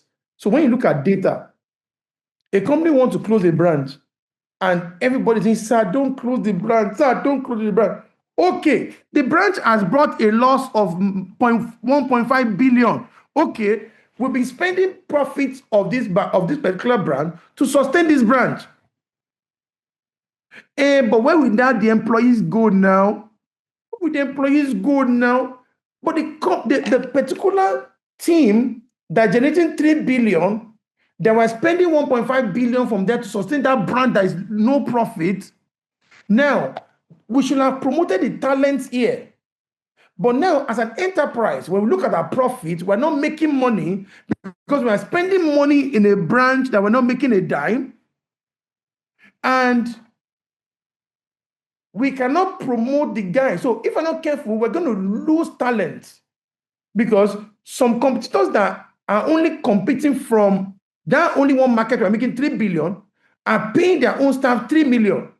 But the reason why you cannot pay 3 million is because you are paying another staff in another location that is draining you 1 million extra. So what do? If you're not careful, if you don't make the right decision fast, your brand that is even making that 3 billion without making 1 million when those talents go, because the highest bidder will hire them and they will go somewhere else. Even though they like your company very well, do you believe that people can leave your company even when they like it because of money? I'm not believe that people can leave your company even though they like your company because of money. Na money, oh, na money. People can leave. Do you believe that money can make people leave even though they like you very well? So that alone says that we must be concerned about data. What is working should be defined by data. A lot of us go to the hospital, check the number of malaria in your body by data. You now use drug. They now told you to come and do another test to see whether the malaria has gone. You don't go again, no, because data is not really. We don't make decisions here using data, but we need data. Now, HR business analyst mindset is enterprise first, and that's what I've mentioned severally today. The company first, not department first. The company, the enterprise. And the last one is outcomes over activities. We are doing training. We are doing this one. How come? Are we achieving results? I was meant to help a company through in December walk through their strategy retreat. So they told me, okay, 𝗷𝘂𝘀, you're going to take us for 2 days, help us with your strategy. And I told them, I said, who are those that will be there? They said, all the team leads. I said, they brought their plan. I said, where did they get their plan from? I said, no, me, I don't do strategy without pre-strategy session, whereby the entire team function of each department, they go through an elicitation activity. And we must ensure that whatever the team lead is presenting in that particular session captures what the team is saying, not what he is saying. Sometimes you come for that meeting and it's only the team lead talking about the plan. So the team lead is the only one that have the head, because they call his name the head of the department. That every other person that is working with, they have leg. So they are the leg of he's the only head. So it's one defining, not tapping into. And so many people in the trenches can see a lot of things. So I always recommend whatever the team is about to present must be a result of the elicitation activity captured by the team. And so many times, especially when you have companies that the power distance is very high, highly bureaucratic system, whereby the team cannot share any thoughts. So even when the leader said, I want to get the feel from what do you think we should do? Look at everybody's face like this with anger. Nobody will say anything. No, say how we concur, nothing. So we want to ensure that in that system, everybody team said this. They will say what you want to hear. So we need to go deep in the priority session to ensure that whatever details we are, because those are the people that will drive the strategy. But most times we just the team leads. Oh yeah, come. Where they gather that, what they want to share with us, where they gather it from? Have they elicited? So we're more outcome focused over activities. Whatever activity that is not leading to result is a useless activity, whatever it is. Let us do team building. One time, I looked at a company, they wanted team building activity. They wanted us to come and do team building training. And I said, they want to go and start having fun, you know. And I said, this fun you want to have, we only have team improve interpersonal skills among the team, or maybe improve team cohesion. But the problem you guys are having is that there's no team culture. There are people that you've hired on the team that are not fit to play the role they've been hired to do. So you're now saying they should do teamwork, that when they go and have fun together, that the team will now grow better. The HR now brought a budget that the team condition and the team intervention is that they don't have the right team. No matter how the wrong players are gathered, they will never win. Even when they go and dance together somewhere, even when they go to the beat together, they cannot play. Simple. So for team to work, it goes beyond it also talks about team culture. Do you have team managers that can drive team culture or that are setting the right team agenda? If it's not done, then this cannot work. So when we're outcome oriented, then we start thinking big. We start thinking deep. Why? Because we are outcome oriented. We don't want to just perform activity for the sake of activity. So where HR can apply BA, if you're wondering this skill, where we're going to use it. HR can apply BA when there's performance failure, when somebody is not doing well. What do you do? A team member is not doing well. That's when you need to wear your BA hat. You start having questions. Okay, he's not doing well. Can it be the manager? Can it be that the team member, there's something I teach in the SLAP we run, that team member, has it be able to meet the 𝗷𝗂𝘀 model? Or if it's a performance management failure, we're looking at, okay, is it the managers that are not driving performance? Or is it the system we're using to run performance? Is there no performance monitoring in place? Or we have wrong performance appraisal that is rewarding the wrong people? Why are we having performance management failure? Or we have managers that also, they don't have emotional fortitude to deal with performance issues. You have talent wastage. Why? Maybe the leaders driving different departments. So don't let me start analyzing it. Each of them, this talent wastage, if we sit on it, what make talent waste? There are a lot. Number one, it's possible that even the business does not need money. That's why in civil service, some government parastatals don't need the people to be effective. The budget is there already. So a company that the money they are getting is not about the money they're getting for the business that will determine whether they will scale. The talent will waste there because they don't need their productivity to drive the company profits. The company will make profit either with people or without people. So talent wastage. Talent wastage is possible also that is your performance management system that's also a problem. Talent wastage is because you've under-hired. You hired people that cannot do the work. Or you've hired people that are too qualified for the work. Or so it can be any way that you are wasting talents. High cost of turnover. When there's high cost of turnover, you start thinking. That's where you need your BA at. And that's where you start using your BA tools like Ishikawa, root cause analysis. There are diagrams that we're going to look at, some tools you can use to diagnose leadership breakdown. Why do we take leadership breakdown? Sometimes, maybe the leadership that formed the business are from friends, or the company has outgrown the leadership capacity of the people in the role. So the leaders that are even driving the business don't have the capacity to take the business to the next level. because we gave them title when the business was too small. You know, some people have been given GM title when there was no so many managers. So it's been called GM. So now they want to retain that GM name, even when they're not general managers. That they're meant to be called manager when they're calling them GM. So when the company now needs GM and they still want to be loyal to this person to call him GM, there will be leadership breakdown. And it's possible that leaders cannot navigate the future. It's possible that so many conversations. Poor execution strategy. So all of these things, insufficient structure. HR can apply BA skill to diagnose all of these things. And that will now help us to make better decisions. Because now we can diagnose these things and know. If we start taking each of these things one by one, we will stay the whole day and we won't finish each of them, diagnosing why things might be wrong.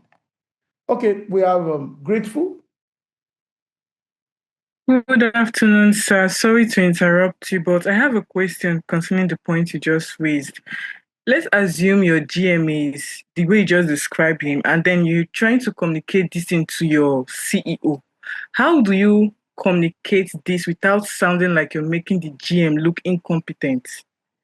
Your language, how do you communicate it? Yeah.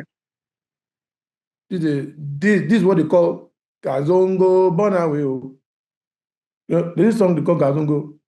Now, because this one now that you said, number one, I tell people that the first thing to do is to send that leadership team to a training and let people that can tell them common sense can be there to share thoughts. Because in Africa, we have a problem with if you see an African that fat and he knows that you want that fat, and somebody says, why are you fatting? He will be angry that, why are you pointing to me? Why are you pointing at me? He will be angry because he doesn't want to be called out. In this part of the world, we don't like to be called out. And that's a challenge. And because we work in bureaucracy and silo, and because that problem is because you guys don't also work the silo. That kind of question, also say the silo in that company, people work not by contribution alone, they work by having position, seniority. So that GM, in fact, there's no transparency in performance. Because now, in that case, if I were the one, the culture of that business also is wrong. That's why that thing is wrong. Because if there's no transparency in performance, the BA's accountability is the GM accountability is not strong, it's not clear to the people. So GMs can hide under non-performance and all. So we need to start looking at an entire performance management system that can expose who's not working.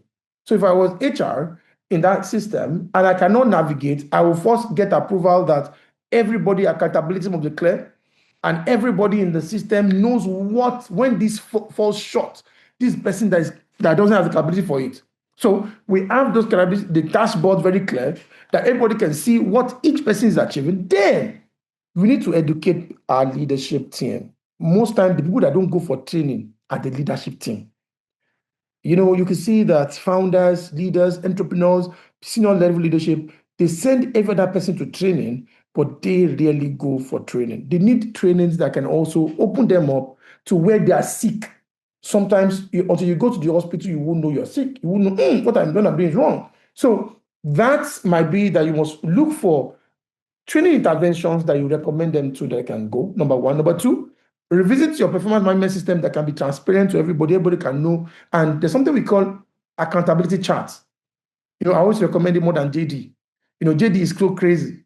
Accountability chart is clearer. So if you can do research, do a research on the difference between JD and accountability charts. You should use that more in the system. So, and that accountability chart is what you now use. And please make sure that each leader or each person in your company don't have more than 5 accountability. You should not have more than 5 they're responsible for. Put all of those things in dashboard that everybody can see and design metrics to measure so that nobody can hide under any non-performance. And you now start gradually go to the cultural change. Because no one, if you don't call the madman the husband of the wife, there's some things you cannot confront in Africa like that if you don't start using dashboards transparency, because sometimes the CEO also might like that person so much that if you go and complain, the next meeting they will have, they will talk about you that you complain. But there's some things you can put in place that can gradually expose people that are not performing, and they will see it, and it must be in black and white. So you as a leader that want to recommend that, you must be data driven. And if your data of performance have not been captured before, you must put in dashboards and things, metrics that can help you. And that's where you start from, because your conversation must be data driven. Because if you say, I know this leader is not good for us, where's the data? How do you know? It must not be emotionally driven. So until you have that data, and if you don't have that data, start getting that data, then you can present the data. And whenever you present data, also present impact analysis of not doing something. So if we don't do something about this, we can never get here. If this our leader he has 60%, but if we are not at 90%, this is what that 30% is costing us. So they can see the cost of non-performance. Because even when you say you just give metrics and you cannot help them connect the dots of the impact of this thing remain this, if it remains this way, this is what we are losing in money. They will still make decision, no, because most times leaders only understand the language of money. So for everything, money, if you cannot tie it to how it's making us lose or how it's making us gain, then they might not make that decision. And that's a critical risk. Thank you, sir. Yeah, welcome. So, we're meant to take a break by 12. So we're going to take a 15 minutes break by 12. And we'll continue 12:15. So I have 7 minutes to roll till then we continue from 12:15 to 2. So we're going to take it by 12, but in 7 minutes I'll explain this. So I'm talking business analyst competencies. The list of skills that we're about to learn, what it will do is that it will serve as a checklist for all of us to gauge. And when I say all of us, because we are meant to be HR BAs in our roles, so that we can gauge our readiness. That's why I want to go through this session. To gauge that, am I weak in this area? Because if somebody said to me, Jibola, I'm developing myself, I said, which area are you weak? He said, I'm not weak in any area. So how do you not know you are developing?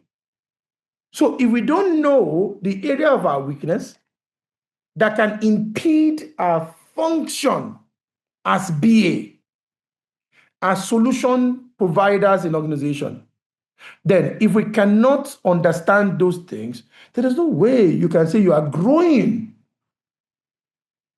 When you go to the gym, they first ask you, what do you want to work on?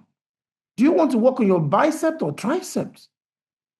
Now, or do you want to work on your hips? So in a competency market, we need to also, or competency gym, we need to also ask you, where are you weak that you want to work on? So we need to measure each person's competency in the areas we want to talk about, so that all of us can now have a PDP, personal development plan, so that your effort going forward, because you cannot just finish this training now and say, now I'm a BA. No, you have to know so you can exercise the areas of your weakness, become better, okay? And that's why we're going to be talking about these competencies, okay? We're going to talk about these competencies. So let's look at, so I framed this competence around 6 competencies, and these competencies are from BABOK. BABOK is the business analysis body of knowledge, and BABOK is from CBAP, people that, which I would advise everyone to scale your knowledge, to come for a deeper, like 30 hours intensive BA training on BABOK so that you can have wide knowledge, because we build competencies consciously. We build skills. So if it's going to be a skill, then it must be built. BA skills is a skill that must be built. So the first competence, we call it underlying competence of BA, is analytical thinking and problem solving. We have behavioral characteristics. We have business knowledge, communication. So what I'm going to do is I will leave this framework here and we'll go for our break. Then by exactly 12:15, I will start breaking this thing down. So we take it to the next level. The last 2 hours will be powerful. We're going to finish by 2. The last 2 hours will be something else. So you can't afford not to join exactly 12:15, and we'll continue exactly 12:15. See you 12:15. Don't be a local HR champion. Become a global HR champion. When you pursue certifications like PHRI, SPHRI, GPHR, you gain frameworks, strategies, and global HR standards that top organizations use worldwide. Not knowing this can stall your growth and limit your relevance in the global marketplace. Take the step. Pursue a global HR certification today and become the global HR champion you are meant to be in just 6 weeks. Register now. Your global career starts today. Register for any of our global certifications today and completely redefine your future. To register, call these numbers. Certification Edge, building cross-border capabilities. We started talking about the competencies of a BA, and I wanted to break it down. So I mentioned here that one of the competencies is analytical thinking and problem-solving skills. Most people say things like, I have the capacity to solve problems. I have problem-solving skills. And when I handle any interview and somebody says, I have problem-solving skills, I ask the person, how did you build the skill? Because how can you say you have a skill? And it's only in Nigeria, I see people say they have skill that was brought from heaven. We don't build skills here, but we call those things skills. So analytical thinking skills, problem-solving skills. We want to look at soft skills under analytical and problem-solving skills, soft skills. So if you want to improve your analytical and problem-solving skills, you need to improve your creative thinking skills. Creative thinking skills is where you can see things from multiple angles. You can come up with different solutions looking at it from the same problem. You need to. So how do you rehearse this? You can look at a problem, look for a solution, and make sure you come up with several solutions intentionally towards that problem. But creative thinking skills that you can see things from different angles, not only one angle. Decision making. Now, how do you improve your decision making skills? Number one, by you also gathering data. Gather data, analyze the data. When somebody says, I want to do A, I don't want to do B. If somebody says, I'm making this decision, I'll ask the person, how will you arrive, or what are the things you want to consider before making that decision? When somebody says, I want to think, it's not like someone telling me now that, oh, Jibola, I want to think whether I want to build BA skills. Imagine I recommend to you guys, everybody in the class, do BA, join our BA. I say, I want to think about it. Then I ask you, what data do you consider when you are thinking? Number one, which companies in the list, the companies that are really looking for HR with BAs? Now, look at who needs that skill, who are the ones really yearning for those skills in the world. Look at how much people that have those skills are getting paid. So if somebody tells me, oh, I want to get promoted, I want to get to be earning this amount of money, they say, build BA skills. Since you now know, so that's decision making. You've gathered data. This is required here. I can use it here. This is what it will do to me. Even in my business now, okay, so they just promoted me. Now, leadership is depending on me to come up with ideas. Then build your BA skills. So now, how do you arrive at whether you make a decision or you won't make a decision? There's a tool I love using. It's called the force field analysis tools. We call it force field analysis. It's called factors for and factors against. What I do is, what are the factors that if I take this, I do this thing, this is what I will get. If I don't, this is what I will get. So sometimes if you don't do this and think through and you will make wrong decisions. So most times you must gather data, analyze data before, and not even, after analyzing data, during analysis, you're going to evaluate your decision making. So let's take an example. After analyzing data, you now come up with multiple decisions.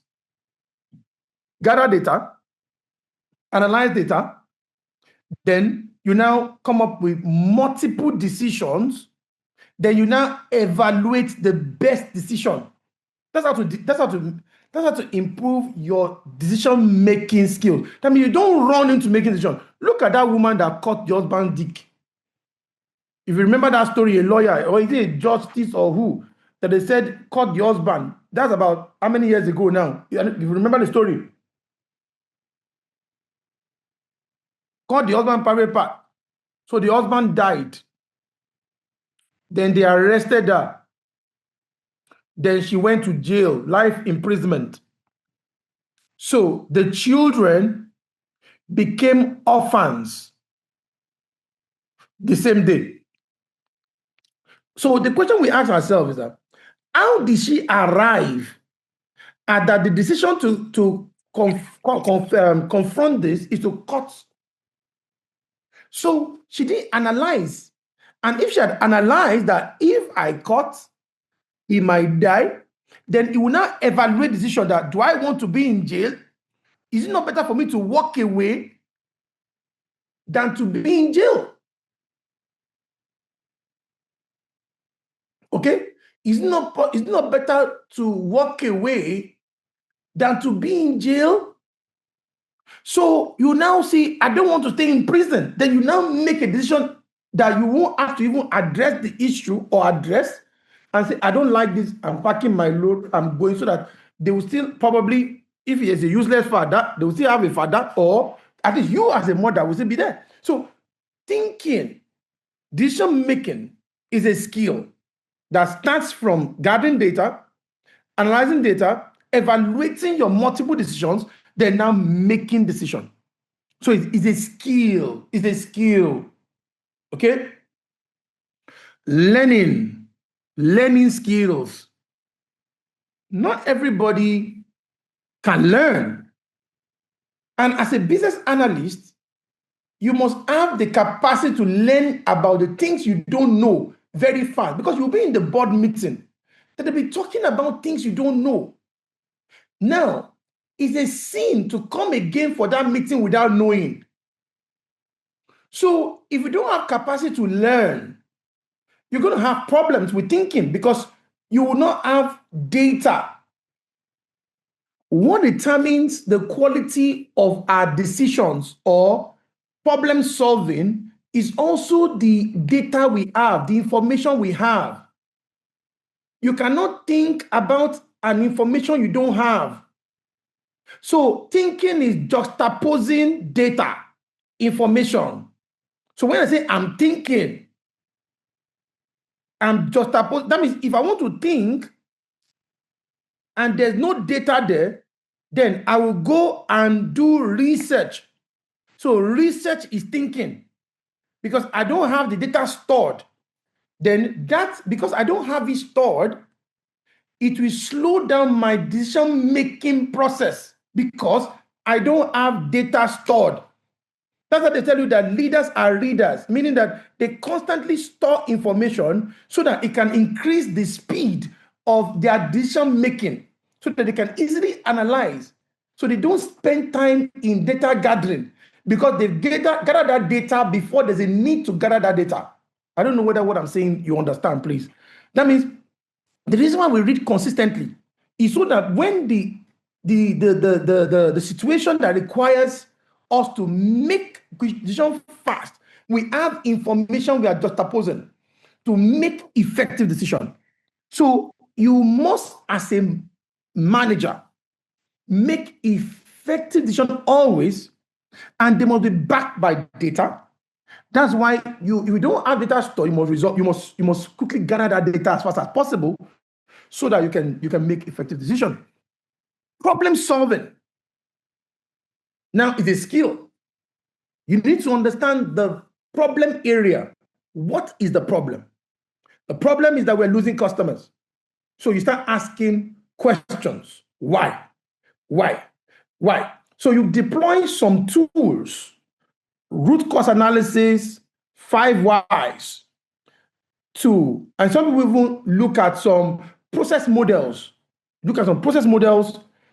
Analyze the problem, look at where that problem could have been coming from before making this. So you come up with different alternative ways to solve the problem. So making decisions and problem solving, they're very close in ideation, the way you make decisions, the way you solve problems. So you identify the problem, and by using some tools, there's no way you can identify problems without using tools. There's a framework that can easily help you to do your problem identification very well, so that you don't start treating the wrong things. You don't come with solution. Don't let me call it solution. How do I call it? If they call BA class now, what I will say is that you don't come up with products that are not solutions. I don't know whether you understand, because every solution is a product, but not every product is a solution. Does that make sense to you? Every solution is a product of thinking, but not every product is a solution, because if the product you launch did not solve the problem, or is not fixing the problem sent to, but you just say, but it didn't fix the problem, but at least we've delivered this product. That product is not adding value to the business because it's not addressing the business problem. Systems thinking skills is when you know that one tree does not make a forest.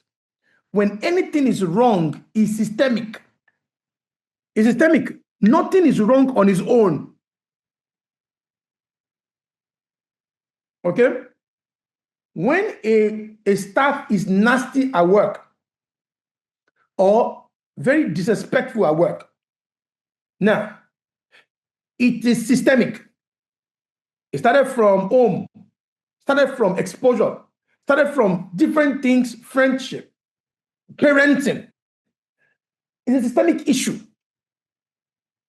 So, knowing that one thing does not cause the problem, there's so many things that usually goes wrong before things happen.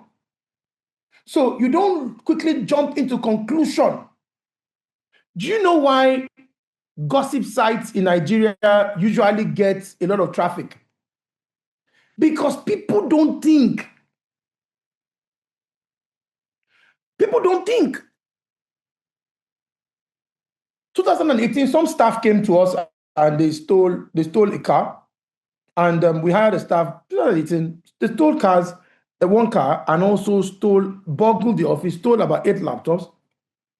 Then I fired all of them. I cleaned up the business. Then I cleaned up about, maybe we're pretty small, and I had like 12 people in that crazy thing that I cleaned up when I was back from. I traveled out of the country. I came back. I cleaned like 12 people out of the system the same day. That was entangled because I thought about. If I start digging it deep and police arrested people, they bring, 𝗷𝘂𝘀𝘀 is arresting people, blah, blah, blah. Okay, what's the police system in Nigeria? The most effective decision was to clean up the system. That everybody that were involved, rather, I cleaned all of them, and that was it. So those staff went, and immediately they went online and they just created an email, went to Ireland and said certification head, PART student association. They put there, this guy when he wants to, he will just hire people when he said, when I want to chill, when I feel like chilling, I'm happy. I hire people. When I'm sad, I fire them. I said that's an interesting thing. You hire when you're happy, you fire when you're sad. That's a serious one. Then they now said that my wife is the one that we interview. Now when we interview people that I like, and those people now will not become my wife. My wife interviewing my wife. I said I don't understand this nonsense. So now I have some people call me and say, 𝗷𝘂𝘀, this thing was happening here. I say, can't you think that look at the structure of the conversation? Can't you think? But guess what?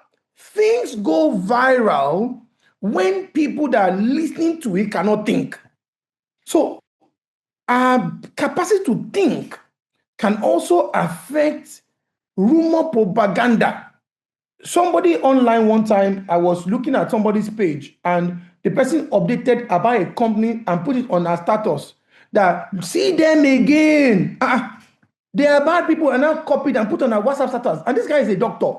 So now, meanwhile, I was doing some interventions with that company, so I know the problem. So now I called the doctor. Hello, doctor, Alpha. I saw your status now about this company. He said, that's what they are saying online, no. And I said, but you put it on your own status now. Okay, so why did you put it on status? I said, but I saw it, everybody else. I said, but you're educated. Because I now broke what is happening down. Then they now said, but why didn't I put? I said, but that's why because people know that people don't think. And it's very interesting that it's a crazy thing in this part of the world that people don't look at things objectively. So systems thinking is essential. Conceptual thinking. Let me give you an example. As HR, you must be able to connect with, I call it abstraction. Abstractions are things that are not related, but they are speaking to you at the same time. Let me give you a scenario. If you look at FBI, and if you watch detective movies a lot, you see that there are so many things that they look at. You might even see that somebody called a number at a time, and that person might be the one that killed the person. But there's a way they would trace it because they practice conceptual thinking, being able to connect things that seemingly doesn't look alike and find meaning. Some people, even when you are talking to them and you are doing your eye like this, that they should stop talking. I remember one time in a meeting, I was telling someone, the person was saying nonsense. And I was trying to do it like this. They call it in Yoruba, I tried to schedule, what do you call it in English? I'm trying to blink at the person, or what can I call now? Now, I started blinking very fast to ensure that guy will know that, winking, eye contact. Wing. Wing. I started winking at the person, and the person now said, hello, sir, why are you doing like this to me? In the meeting that I didn't want anybody to know that this guy is talking nonsense. So that kind of people cannot even connect anything that is even close, because they will put you into problem. Now, they are one-way thinkers. They're not people that can think to 360 degrees at the same time. That's what we call conceptual thinking. The person that exposed me, the CEO now look at my face. 𝗷𝘂𝘀, what's happening? I said, no. And I removed my glasses. I was doing like this as if something entered my eye. And it's a lie. That guy is a problem. It nearly caused problem for me that day. Because I was trying to protect him. Now, conceptual thinking is when you can connect things that seemingly look disconnected at the same time.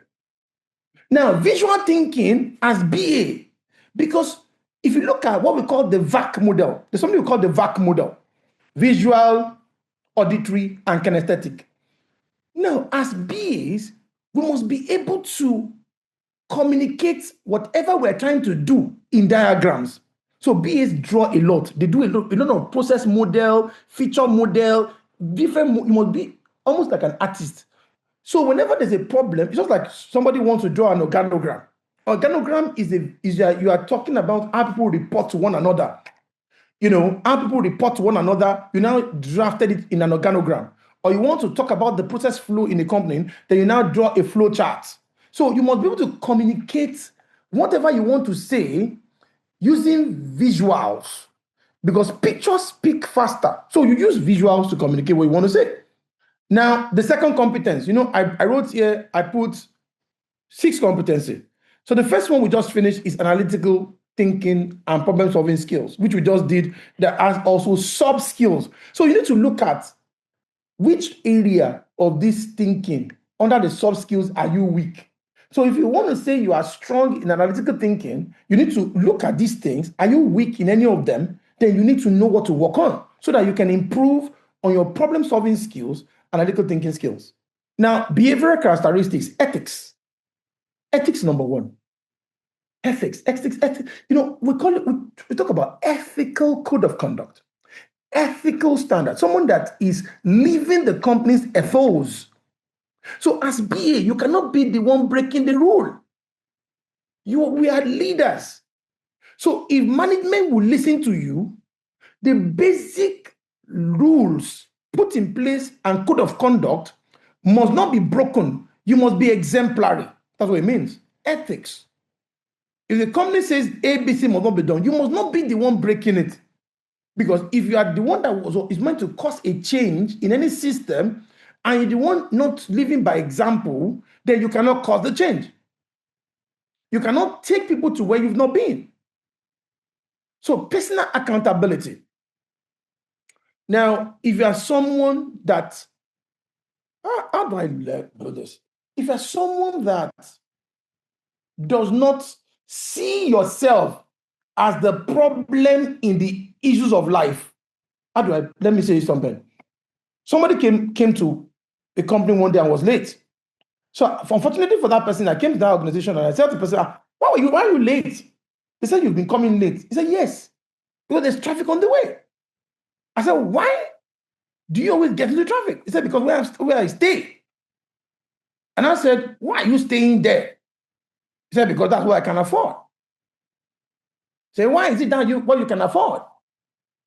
He said, that's what the company is paying me. So why is the company paying you that? He said, I don't know. Let me ask them. Now, that person has not taken personal accountability that is the value that I'm bringing at that time that's affecting or the way, we call it compensable factor. The way they perceive your value is what determines what they're paying you. So we don't take personal as BA. If a company is failing, you must take accountability. You must not be someone that passed the buck. So because if you start passing the buck, you will not see the problem. But you must be someone that always know that if the company is not doing well, you're taking personal. If your CEO does not listen to you, you're taking personal accountability. Maybe you don't know how to communicate. And you're working on how to learn how to tailor your communication. So trustworthy. Leaders must know. And as a BA, you must earn the trust of your leadership. Sorry, Mr. ฎibola, I raised up my hand earlier. Hey, I was calling you. You're the one I was calling. Sorry, it seems as if I muted my mic.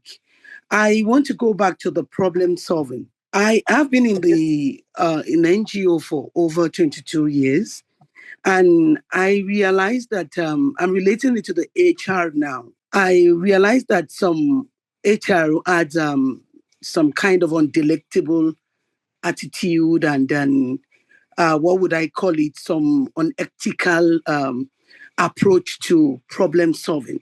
Like I've been in the British Council for years, and I realized that mostly the way they tackle problem is to query. Any little thing done is query. So it came to dawn on me, should it be that some certain issue in certain issue that I think it could be for a call in, should be something they call in forum, I called it that way, rather than in bringing in query all the time.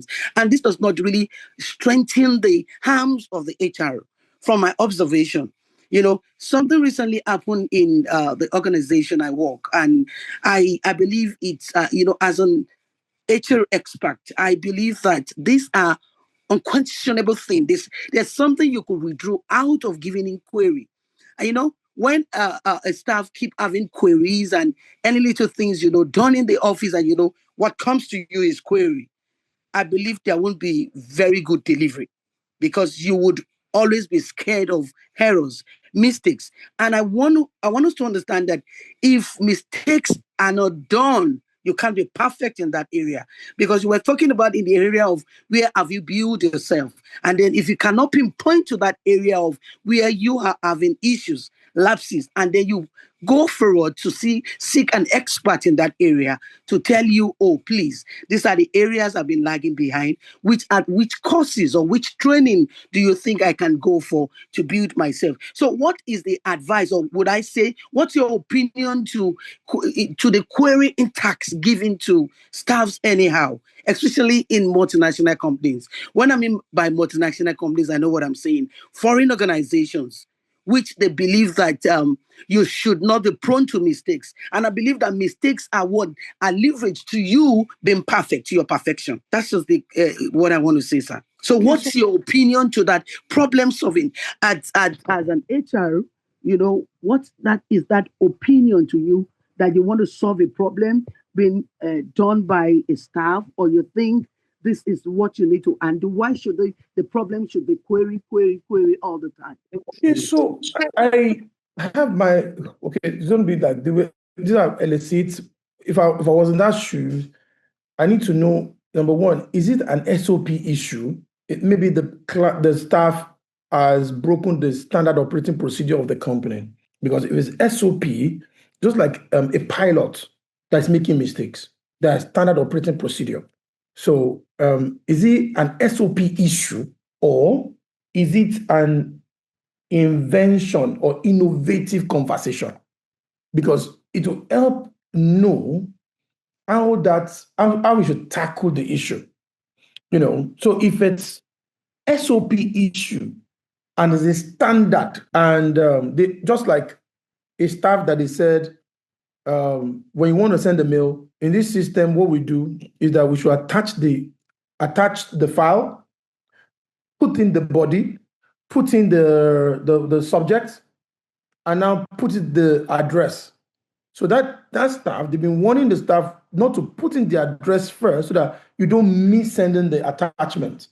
So if it's an SOP issue, then it means that person cannot work in a process-based environment, because it's an SOP issue. It's just like when people work in medicals too, and they said you should give this injection this way, and a doctor keeps making mistakes, it will kill more people.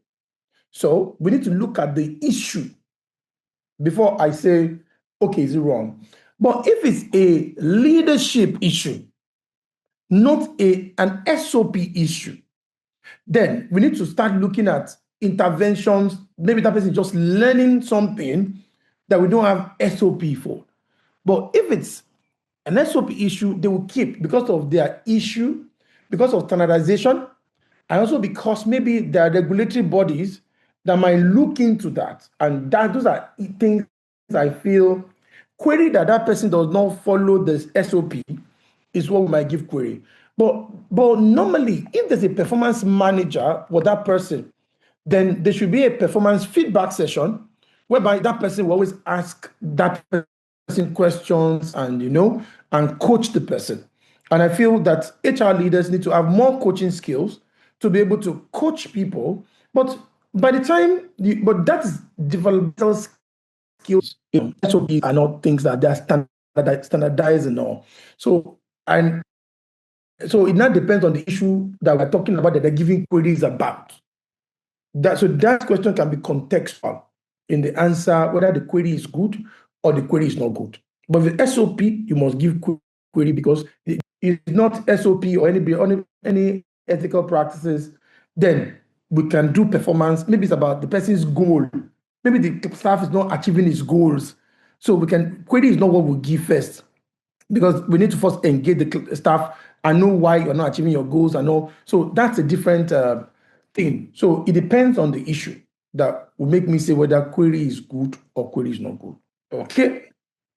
That's okay. So that's my question. So now, trustworthiness.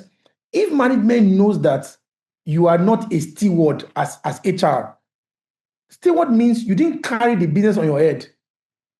They don't believe that you make the best. They say that you can even hire your sister that is not competent for the business instead of hiring a competent person. So if you're not trustworthy, now you're going to have a problem as an HR person that is about to get involved in business issues. So when they don't see objectivity. Also, if you are disorganized, you don't have to manage time.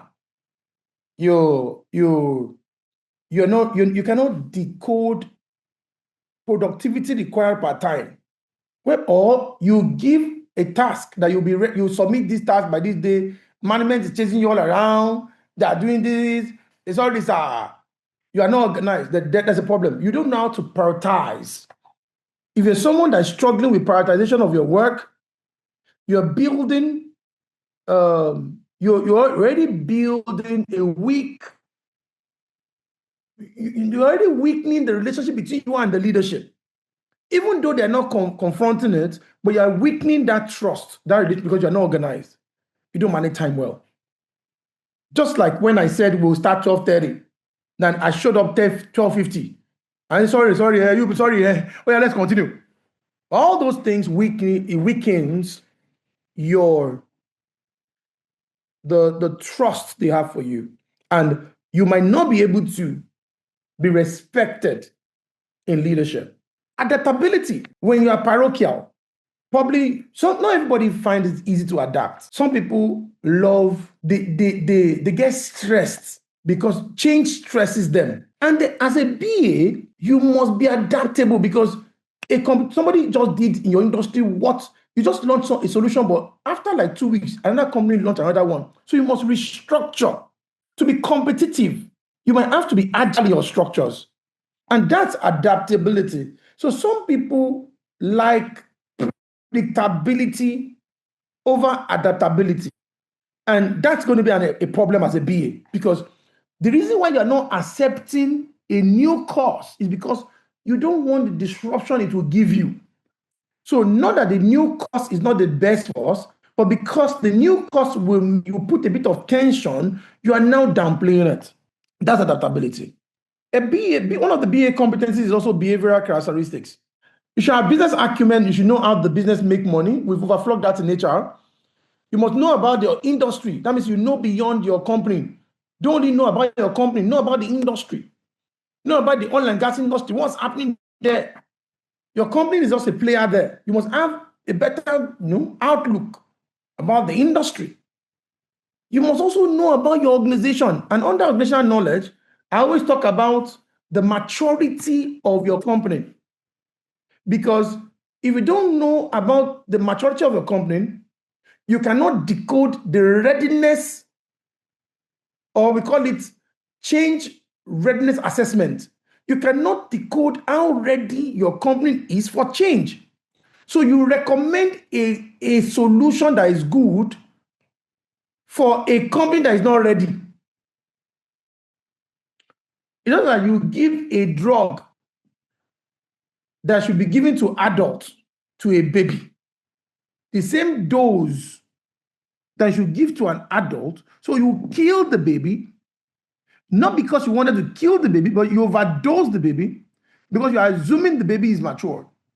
So you need to understand about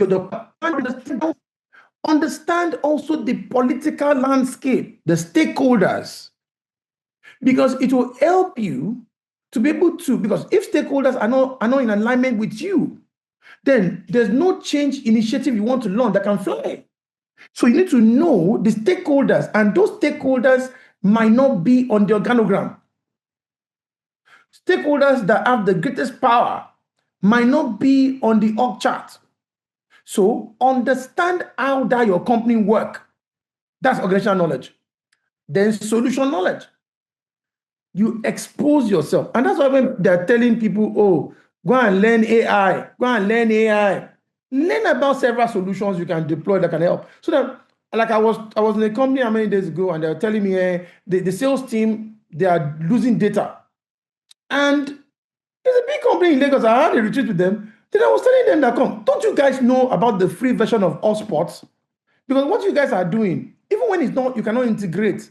But for self-management, you can start with your HubSpot first. If the free version can do what you're doing, say, hey, which one is that? So as much as we can, you cannot recommend what you don't know. So know about potential solutions that can be, read about solutions, be vast. And it's not only solutions that your company is using per time. Know about the ones you are using, know about the ones you didn't approve, know about the other ones that the company didn't choose, but are competing with the software your company is using, or they're competing because your company is using a software, but that might not be the best in the industry. But that's what you started using because the person selling the software is a friend to the wife of the MD. So you got a substandard software that's not delivering value. So before you recommend, you can't just say the software is not delivering value. You need to also know about other software that could deliver so much value so that you can talk holistically about potential benefit of multiple software over what you use. Don't just say, this our software is not good. We need to change it. To what? Yeah, I don't know, but I don't know it's not good. That's weak contribution. That's weak. And there are different ways of doing things, methodology, that you need to understand. Agile methodology, different frameworks that are set that HR needs to understand. The more frameworks you understand, the better it is you address problems. Tools and technology also is very important. You must know how to use basic Excel, word processing tool, diagramming tool, how to use WhatsApp, how to use Zoom to have Zoom meeting, basic things, because you have to have Zoom meetings or meetings, online meetings with different stakeholders, and you're collaborating with them real time. So you cannot be an illiterate to technology and do very well as a BA because you need to drive collaboration well. You're very good with communication. BAs must be very good with conveying facts. Facts. In fact, I tell people that if you don't have facts, just shut up. Don't talk. Go and do your research. Have facts. Because it will change your English. People will listen to you. So you must know how to express yourself, your concept, your opinion. I was in a meeting one day and I was in a company and I wanted to, and I raised my hand to provide certain interventions and all. And the first thing I said in that meeting is, because that was my first meeting in their village meeting. Then before the meeting, I asked, has this village meeting happened before? He said severally. I said, can I have the data, the minutes of the meetings of past meetings? So they gave it to me. I read before the next meeting. I read about challenges. I read about issues arising. I read about things they kept talking about every meeting. So when I wanted to talk, I raised up my hand. I said, I have a question. Then I went back to data and I said, this meeting, before coming for this meeting, I had to do some little research. In January, we had this meeting and these were the issues that we came up with, but we could not resolve it. And in February, this issue came up and the MD said it must be resolved. But in March, that issue was not being resolved. In April, the same thing. In May, the same thing. Now, this is June. And we're about to capture in a minute the same thing. Then I said, what is our plan to kill this issue and to ensure that it doesn't get to the agenda anymore next month? because I feel we've done it 5 times. And I believe that the company's execution skills to ensure things get done is not strong. When I was done with my contribution, the MD demanded I should come to his office. Because the kind of conversation I was having were not emotional conversation, were facts. So as BA, your verbal conversation must come with facts. No, and also non-verbal communication, your gesture, your carriage, your tone, your eye contact must look like someone that knows what you are saying. Don't forget that if someone is saying nonsense confidently, people will even think he's speaking sense. So you need to make sure you are strong in your tone of voice, your gesture, your eye contact as a BA. Because you are a change agent and you are trying to drive change. Look at Donald Trump's eye contact. Look at the way he speaks. Look at his posture. Look at his body language. That body language alone tells the world, beware. And that body language is powerful.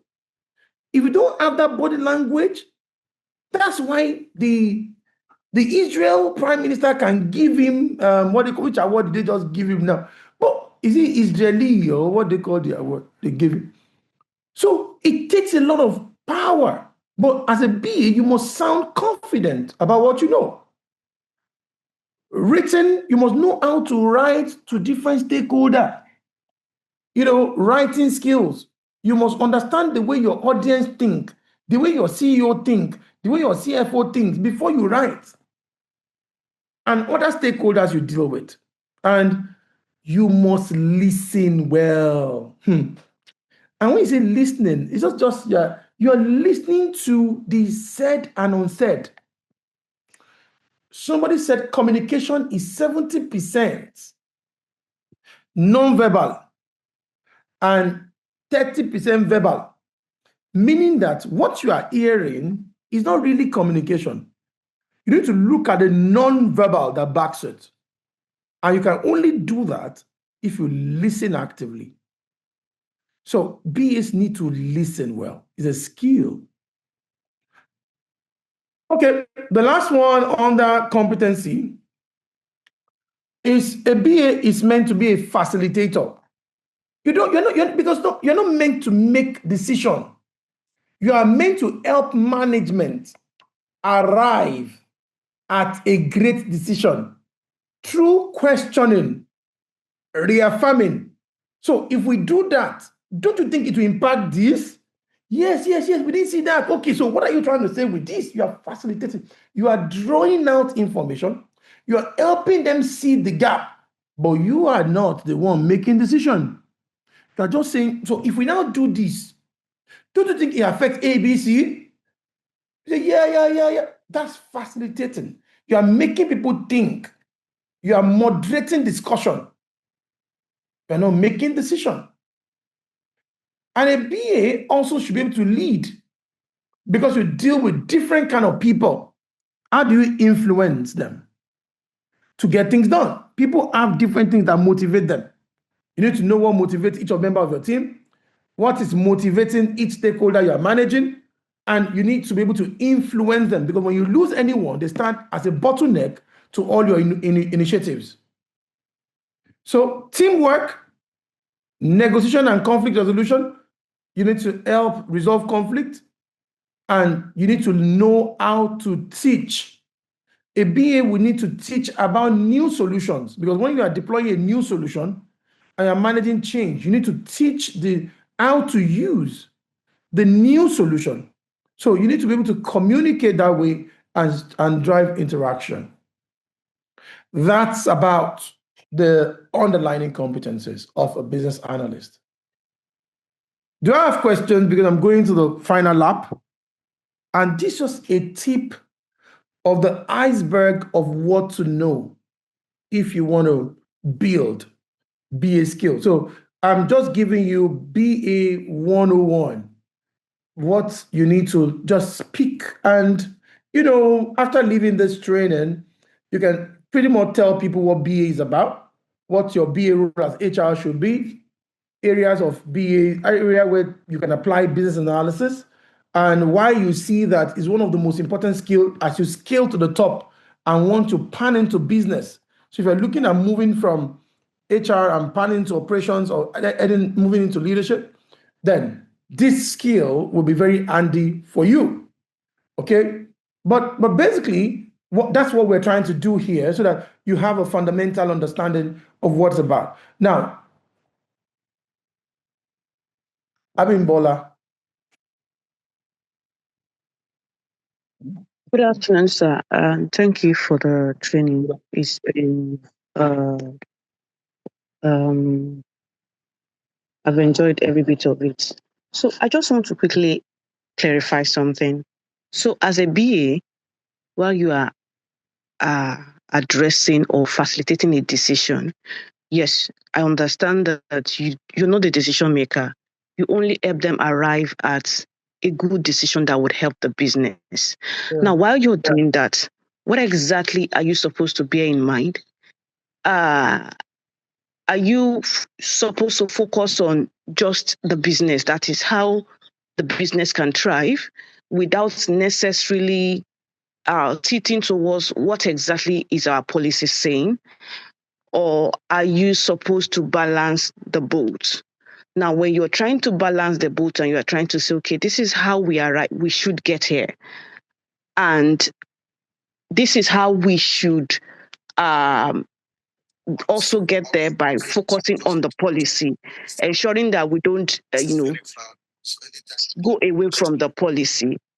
And the business owners are saying, well, we made the policy. This is how, we know what the policy is saying, but this is what we want to do. How do you balance the two? Now, bearing in mind that you are in a service industry and not a product industry. That's my question, sir. Thank you. Okay, thank you.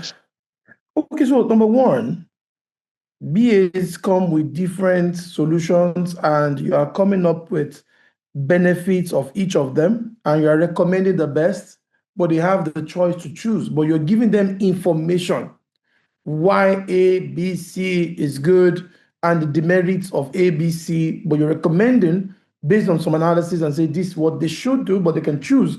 But because you've broken it down, it's easy for them to now choose, okay? But the question, let me address that question my own way. And when you're talking about policies, so the only policy at different point in time, why do we even come up with policy really? Policies are there to increase fairness and, fairness and repeatability, whereby people know and people can also increase your predictability too. So these are policies as regards ABC. So the policy that is built as a result of legal factor are the ones that are very immovable because it will increase our risk and they might even shut down the company. But let's say, for example, the policy that we only hire graduates, but there's a project we want to go into that if we hire graduates, we'll have we have too much of overhead. Then you are saying, but this company don't hire this. No, we can change policies to suit our business goals. Now, we can update policy based on the current business realities that we're facing. So run that policy now, we communicate it, and it becomes the new policy that everybody is governed, that governs everyone. But every policy can change. Policy should not hold us from meeting our goals. So run is not a legal issue. And if it's a legal issue, we need to now go to maybe lawyers or labor law lawyers to help us look at how do we interpret this policy to ensure that we're not at risk. So that's why you cannot change those kind of policies without getting an expert to look into it and how do you flip it around to help you. But anything outside that, every policy And that's why we say HR should not be policy police. Those policies can be moved if the business realities we are going through, but it's not in our policy. Is it a legal thing? If it's not, then let's update the policy to match what we want to do. If not, companies that don't have that policy will outperform you. So that's what I'm trying to say. So any policy can change. So we should not let policy stand in the way of business growth if it's not a legal issue. And when it comes to legal, we should get legal experts, and they now show us the costs, the cost of that decision. So if we make this decision, this is what it's going to cost us. These are the demerits, these are this. So the company now can see the risk they're about to contend with and now make decision whether they want to. So instead of you saying, this policy, don't do it, they just come up with the cost. If you do A, this is what you will get. They can stand me $1.5 billion. If you do B, so what do we do now? So they can see, your one is to facilitate and let them see the impact analysis of everything they want to do and why, if they do this, it's going to cost them a lot, and that's how to defend those policies. Okay, thank you very much, sir. I just want to quickly provide a context based on the example that you just give now. Now, you are my boss. I work with you. We discovered a risk and we discovered an issue in the system.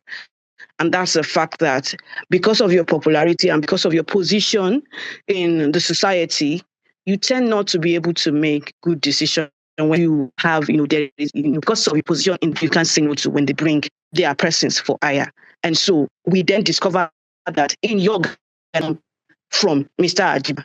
And so that is because of that problem that we were having, that we have not even been able to find a solution to. Okay, we are finding solutions to put performance management in place to be able to sift out these people. Let's put policy in place so that we don't have this problem again tomorrow. Now, I did that, and you've given me your problem, and as an HR, I then put policies in place. Now, tomorrow, you called me, Sir Jibola, you called me that there is this social person, and I should employ the person. Are you saying, and you, of course, there is, maybe the person has been, you've worked with the person maybe once or twice, and you feel that this person is good. You forgot the problem you went through before. Because of just one and two situations where you work with this person, and the person is good, you've called me now that, Abimbola, let's hire this person. Are you saying that I should not remind you of the policy and just focus on the 2 times you met the person and you felt the person was good? Sorry, I just want to clarify that. My own answer to this, I'm putting myself in your position now. And let's say I have a CEO that I'm going through this and is bringing someone. So there are 2 ways to it. Number 1, you see, in business, there's what we call stakeholders management costs. And there's also business costs. So there's some people who, let's say it's the political terrain, and we get more money from the political landscape, whereby maybe the president will send people to us. So what we're going to do is I will put stakeholders management costs, what the company can keep for redundancy, because that redundant money is what is making us get business. If that's the case, because if that redundant money is not making me get money, why do I want to bear that cost? So some people I can bring on board, but I'll put them in non-strategic role that cannot impact the business, while the cost, so I can generate something that I used to manage people that are from that place, but they won't, it depends on, I'm talking about stakeholders management now. If that stakeholders management gets me money, and I know that if I hire from Kaduna, the Kaduna State governor always give me 1 billion. And I look at the cost of that person I'm hiring, maybe to my business is 10 million. What I'm going to do is to get the person a job, but not put the person in any decision-making area that can impact the business. That will still make us deliver. That's being contextual to keep the business while keeping my stakeholders satisfied. And if we net it out in my business, it's not affecting me. No, but that's number 1. That's what I'm going to do.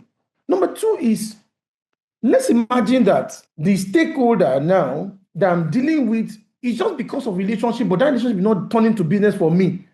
That means I'm not making money, or nothing is working because I'm trying to satisfy that stakeholder. So in my stakeholders classification matrix, that person is what can I call them now? No high power, low influence. Is a very good person, but it's not having influence on my bottom line. That case, and I realized that emotionally is why my boss is accepting, not because it's a business concern.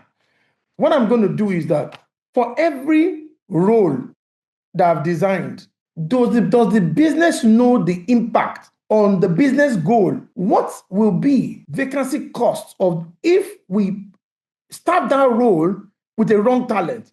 What is the demerit on the business in naira and kobo? What is the impact? So my advising my boss will not be that, sir, don't use your emotion. That's not how to communicate. I would say, if we don't have the right people and the regulatory slams us here, for each slamming is $1 million. So, okay, that time we lost money, $1 million was because we don't want to lose this money again. So should we start with some? And I don't believe. So I'm using naira and kobo. I'm using cost of non-conformance to defend what I want to say. Not saying, but we said policy say we should not do it. Policy without business imperative does not communicate value. So the reason why we should follow this policy is because it protects us. And this is the amount, or this what it can do to our business if this policy not focused. That's why the manager or the MD will listen. But if we just say it's a policy, we say we're going to screen people before we hire them, what is the demerit of what's the impact on the business when we end up without the right people and what has happened in the past in naira and kobo? Then that will make the MD listen. But if the HR is not using those things to communicate, the MD will not listen and will constantly make the same mistake. So I would say we should change our communication to not saying the policy, to talk about the impact of breaking that policy on the business. And are we prepared for this loss again? So it's clear. Then MDs make better decisions when we converse that way. Thank you very much, sir. This is well explanatory. Thank you. You're welcome.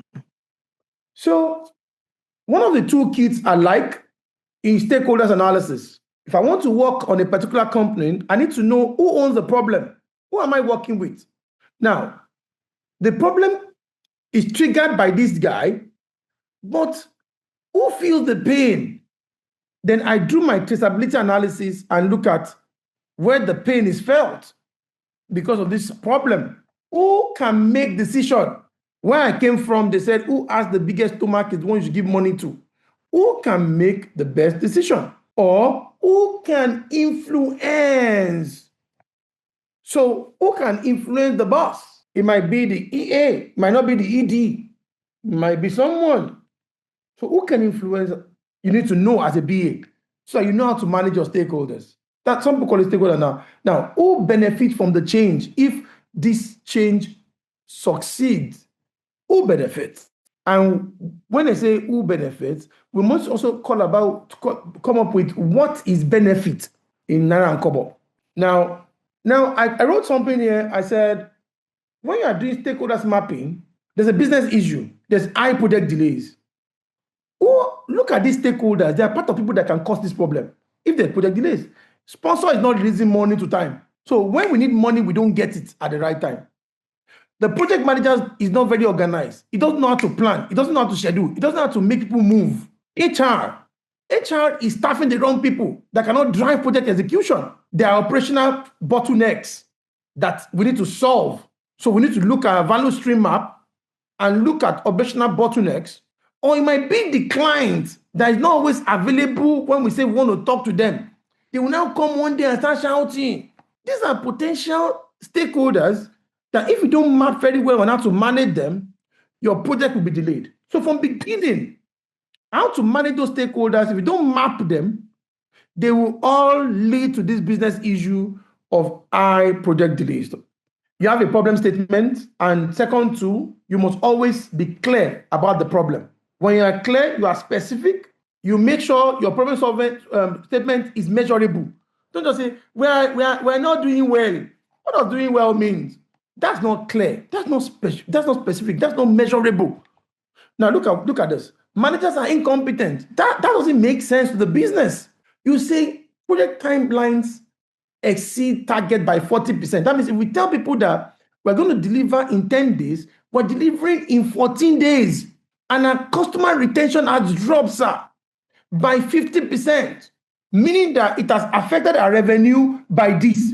So when you say things like that, your problem statements are powerful. You're not just saying our managers are incompetent, we must train them. By the time you come up with the target, what is the impact of customer retention on your revenue? Then it's clearer. The problem statements have created a sense of urgency that if we don't do it now, we're going to go bankrupt. That's what that communication is meant to be. So when you use these weak words, we call it weak problem statements.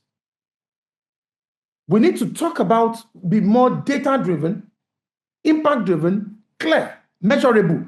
Because this thing now, if we deploy a solution, we'll be looking at it. Oh, this solution we deployed. Oh, we now exceed target by 10%. Thank God. Oh, just 11 days. Oh, we've dropped it and we're on target now. Oh, we're now save time. We deliver on time by 10. So all of these things are now measurable because you're using data to drive what you're saying. I've mentioned root cause analysis tool and process mapping. These are diagramming things that you need to learn and be a master of. Okay?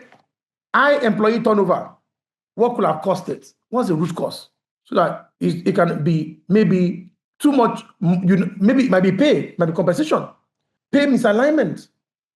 It might be that when you board employees, you board them in a department that you have who I call in trainings, I call them snipers.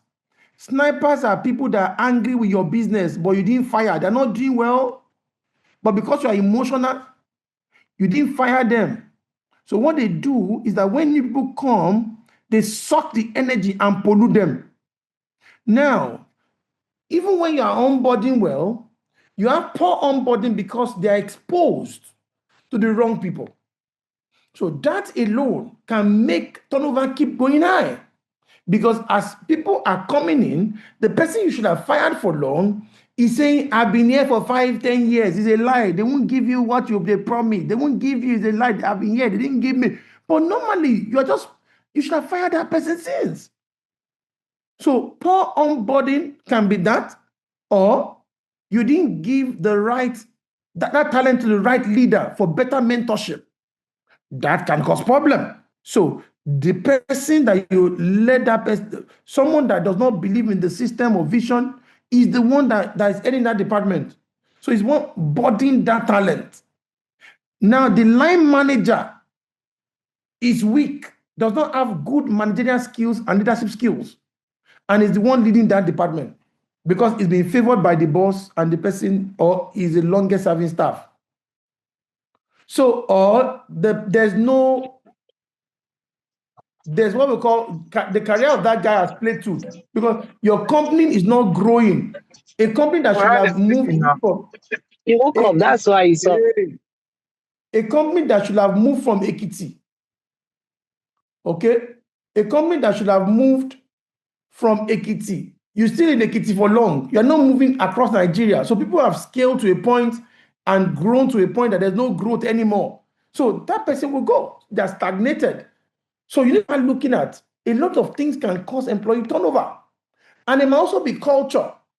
Culture in that environment, that people in that environment are laid back. They don't like working.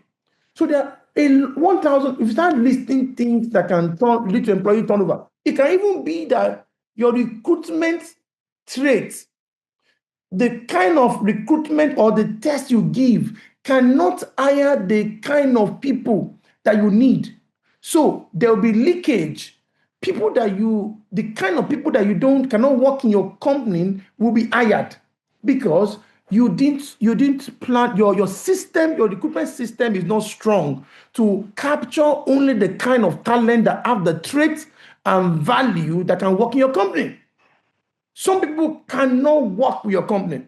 In fact, when I'm taking my session during our SLAP, Senior Leadership Acceleration Program, I talk about this a lot because some people are not right for us, because what determines whether somebody is right in your company is alignment with your company values. That person might have competence, but might not have the character that can work in your business. So you need to understand that sometimes what HR does is that because we have the time to fill, we are trying to raise the targets, the short-term HR recruitment target is that, you know what, we want to make sure our time to fill is this, we must fill the role. So you actually hired someone that you know that person lacked the character, but that's the person you have for now. And usually in leadership training, I call it warm blood syndrome. Warm blood syndrome, that just starts with this person. Then that can trigger high employee turnover because we've made wrong decisions just to fill a role. Just like somebody that is looking for husband or looking for wife and just say, I'm going old, let me just fill the role. Under 3 years, they might break again because I didn't know it's like this. Oh. So because you just quickly fill that role with someone that does not have value alignment, but some people have money for pocket. So there are factors that are not listed here that we can start breaking down why employee turnover can be there. Which, if we don't break it down to get to the root cause, whatever we do cannot work because we'll be using antibiotics to treat malaria. Process mapping is also a good tool. You know, if something fails, you can go back to the process and check. Okay, good evening. What's 2.3? The slide kind of moved quickly, so I didn't see it. And I asked in the comment section, but I didn't get any response. What's that? 2.3. Oh, okay. Thank you. 2.3 is what I was explaining here, how to use it. 2.3 is the one that will give us all these answers of root causes and all that. We call it Ishikawa. You know, that diagram we need to draw, but if we start drawing a lot of things, this is tip, I thought it's 101. Then where delays occur, where accountability breaks, you can see that in your process map. So it's easy for you to fix things where HR should intervene. When you have a process map, you can see that because it's possible that people are following processes and our processes have expired for the business we are trying to push. We need to look at our process map, where the bottlenecks come in, where customers complaining, where exactly is causing the delay, so we can fix it. Data, I've said a lot about data. Why data is very important. You know, HR must learn how to use performance metrics, financial indicators, productivity ratio, attrition cost data. So everything you are doing, you must find a way because management only understands data. And that's one of the tools that you need to learn how to use to perform your BA function as an HR leader. Now, one recurring business issue, I said normally I should do a breakout session and all, but we don't have so much time. The breakout session whereby we'll discuss everybody in that breakout session. You have one business issue somebody will bring up in your company, and you guys will analyze it. Look at the root cause of that problem. Maybe there's a challenge in your business today. We're meant to look at it in this and have someone, we map it here, and we just help you out. You know, we separate people from issues, from systems. So we want to help you map it out. And that's what this session should be, whereby we have two different groups and we're trying to look at how to solve that problem, and everybody defend that and trying to see how you'll be able to apply all those tools that you've learned in discovering where the problem is coming from. So please be more systemic than people. People are not major the problem every time. Systemic issues might make us also come to people issues at some point, but we must be focused more on system if we want to play at the top. So now, before proposing any HR solution, does it solve business problem? Will it improve performance? And I mentioned what performance is.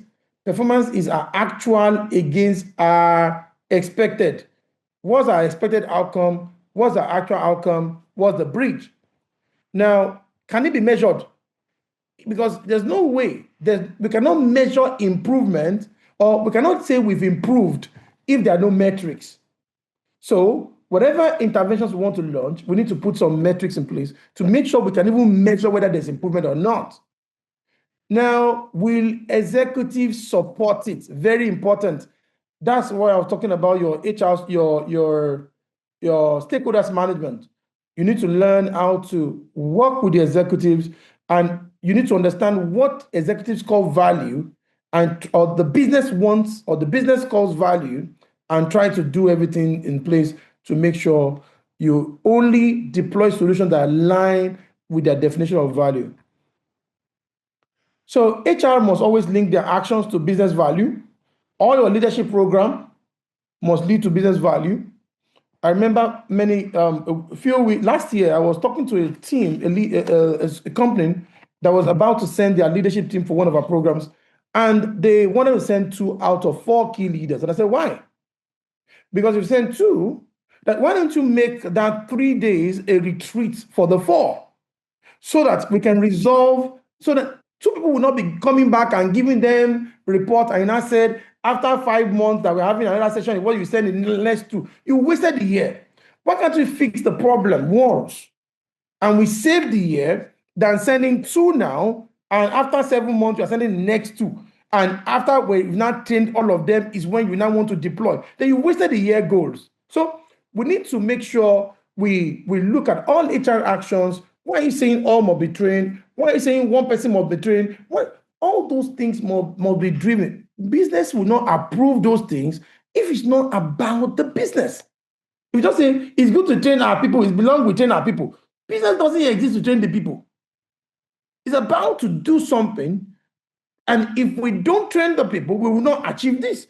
Then the business wants to train the people, because you look at the cost of training and the money we are saving. If the business goes, how come we're going to get if the people are competent? That's what the band want to see. So performance system, revenue, predictability, talent review, reduce delivery delays. You move away from talent review to say, what can we do to reduce delivery delays? So you're looking at things broadly. Not saying, let us change the head of logistics.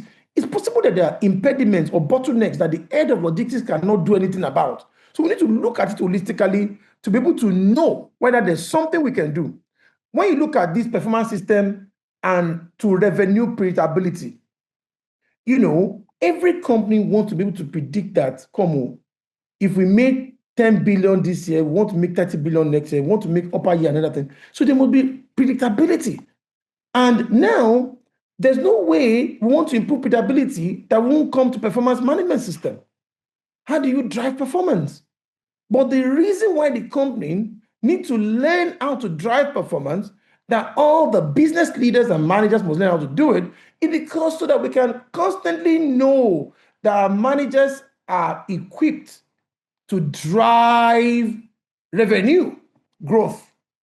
If they're not equipped, then they cannot drive that growth. And we look at the impact on if we don't achieve our goal on the business. So building a business case is very important. Don't only state the problem. HR must talk about the cost of inaction.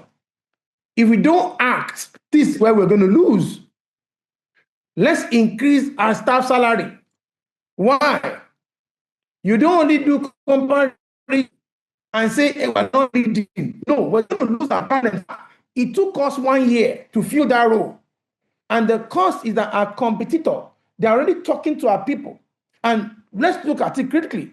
If we lose them, we're going to lose. Do we have the muscle to lose this amount of money in 1 year? So you are looking at how to protect increased predictability. So you need to talk about not only the costs of, I always call it the cost of conformance. You also talk about the cost of non-conformance. And also, when you are coming up with business case, you must also propose your solution. That if we do this, we're going to get this. That's expected business impact. And you need to also put in your business case, sir, this is how we're going to measure success. Because if there's no, it doesn't, you will be successful. No. Sir, you will see that if we deploy this solution, this is the KPI. This is how we're going to measure. These are success criteria. So for us to know that we are successful, this will be what we're going to see. If you don't have success criteria, then your business case is not complete. Then you don't have a case when you want to recommend that businesses should do something. You must build a case, and that case must have all of these things. HR struggles with executive because we talk too much about activities. We don't talk about outcomes. We use HR language. We don't use business language. And we also avoid numbers. Executives care about growth of their business. They care about cost, risk. They care about speed. They care about sustainability. So HR should reframe their conversations. We need to stop saying we want to train managers to start saying we want to reduce decision delays by 25%. Reframe our HR conversation. HR credibility grows when you solve painful problem, when you are systemic, when you're not just looking at HR beat alone, when you bring insights, data, not emotions, when you connect your people decisions to business performance. And part of your toolkit is very important that HR learn these 6 major areas. We call it 6 knowledge areas you must master to improve your being effective as a business analyst. And this is what we do when people come for their CBAB class. Now, if you do your CBAB, it's about 29 to 30 hours session. Then what we do in that session is to spend time on these 6 knowledge areas. Now, your mastery, and it's not, for me, it's not 100% about the certification. It's about the knowledge you get to deploy, to become an effective person at work. Now, when you gather that knowledge, now the certification tests your capacity, the knowledge you have already. So it's an easy peasy. In fact, the certification is something you can pass in 7 days. That's not the issue. The most issue is being able to use them to improve on how you contribute on the table. So HR should be invited to the table to do what? To solve problems. And these are the things HR needs to know. And these are the knowledge you must acquire to be able to complete this and solve that problem at the table. Final thoughts. Human capital interventions improve people. Enterprise interventions save the business. Modern HR must do both. You must improve people, you must save the business. It's about the business and it's about improving or increasing business profitability through people. So it's about the end of treating our people well, the end of ensuring our people are engaged, the end of ensuring people are being paid well, or every HR initiative we are pushing is to save the business. And when the business is saved, is when we clap for the coach. Only when we win, we know a good coach. If we don't win, people will still condemn all the intentions and the initiatives of the coach. That's all about the fundamentals. That's the BA fundamental this morning. And I hope everyone will put in your toolkit this year to build the BA skill. And as you plan your learnings, I'm inviting you to join our CBAP class if you don't mind. Then you spend more hours depth to become a master. Now, your language is going to change when you get to your workplace and the way you're going to converse with people in technology. Because now most times, most projects being embarked on in companies are technological products, whereby every single time you interface with tech guys, with product owners, with business analysts, with project managers, and everybody is trying to maintain the competitive advantage in the business. And that's why they're deploying more solutions every day. then you can contribute better, you can understand your business better, and also your team better. Thank you for making it down today. And if I have questions, I can answer questions before we call it a day. Certification Edge, building cross-border capabilities.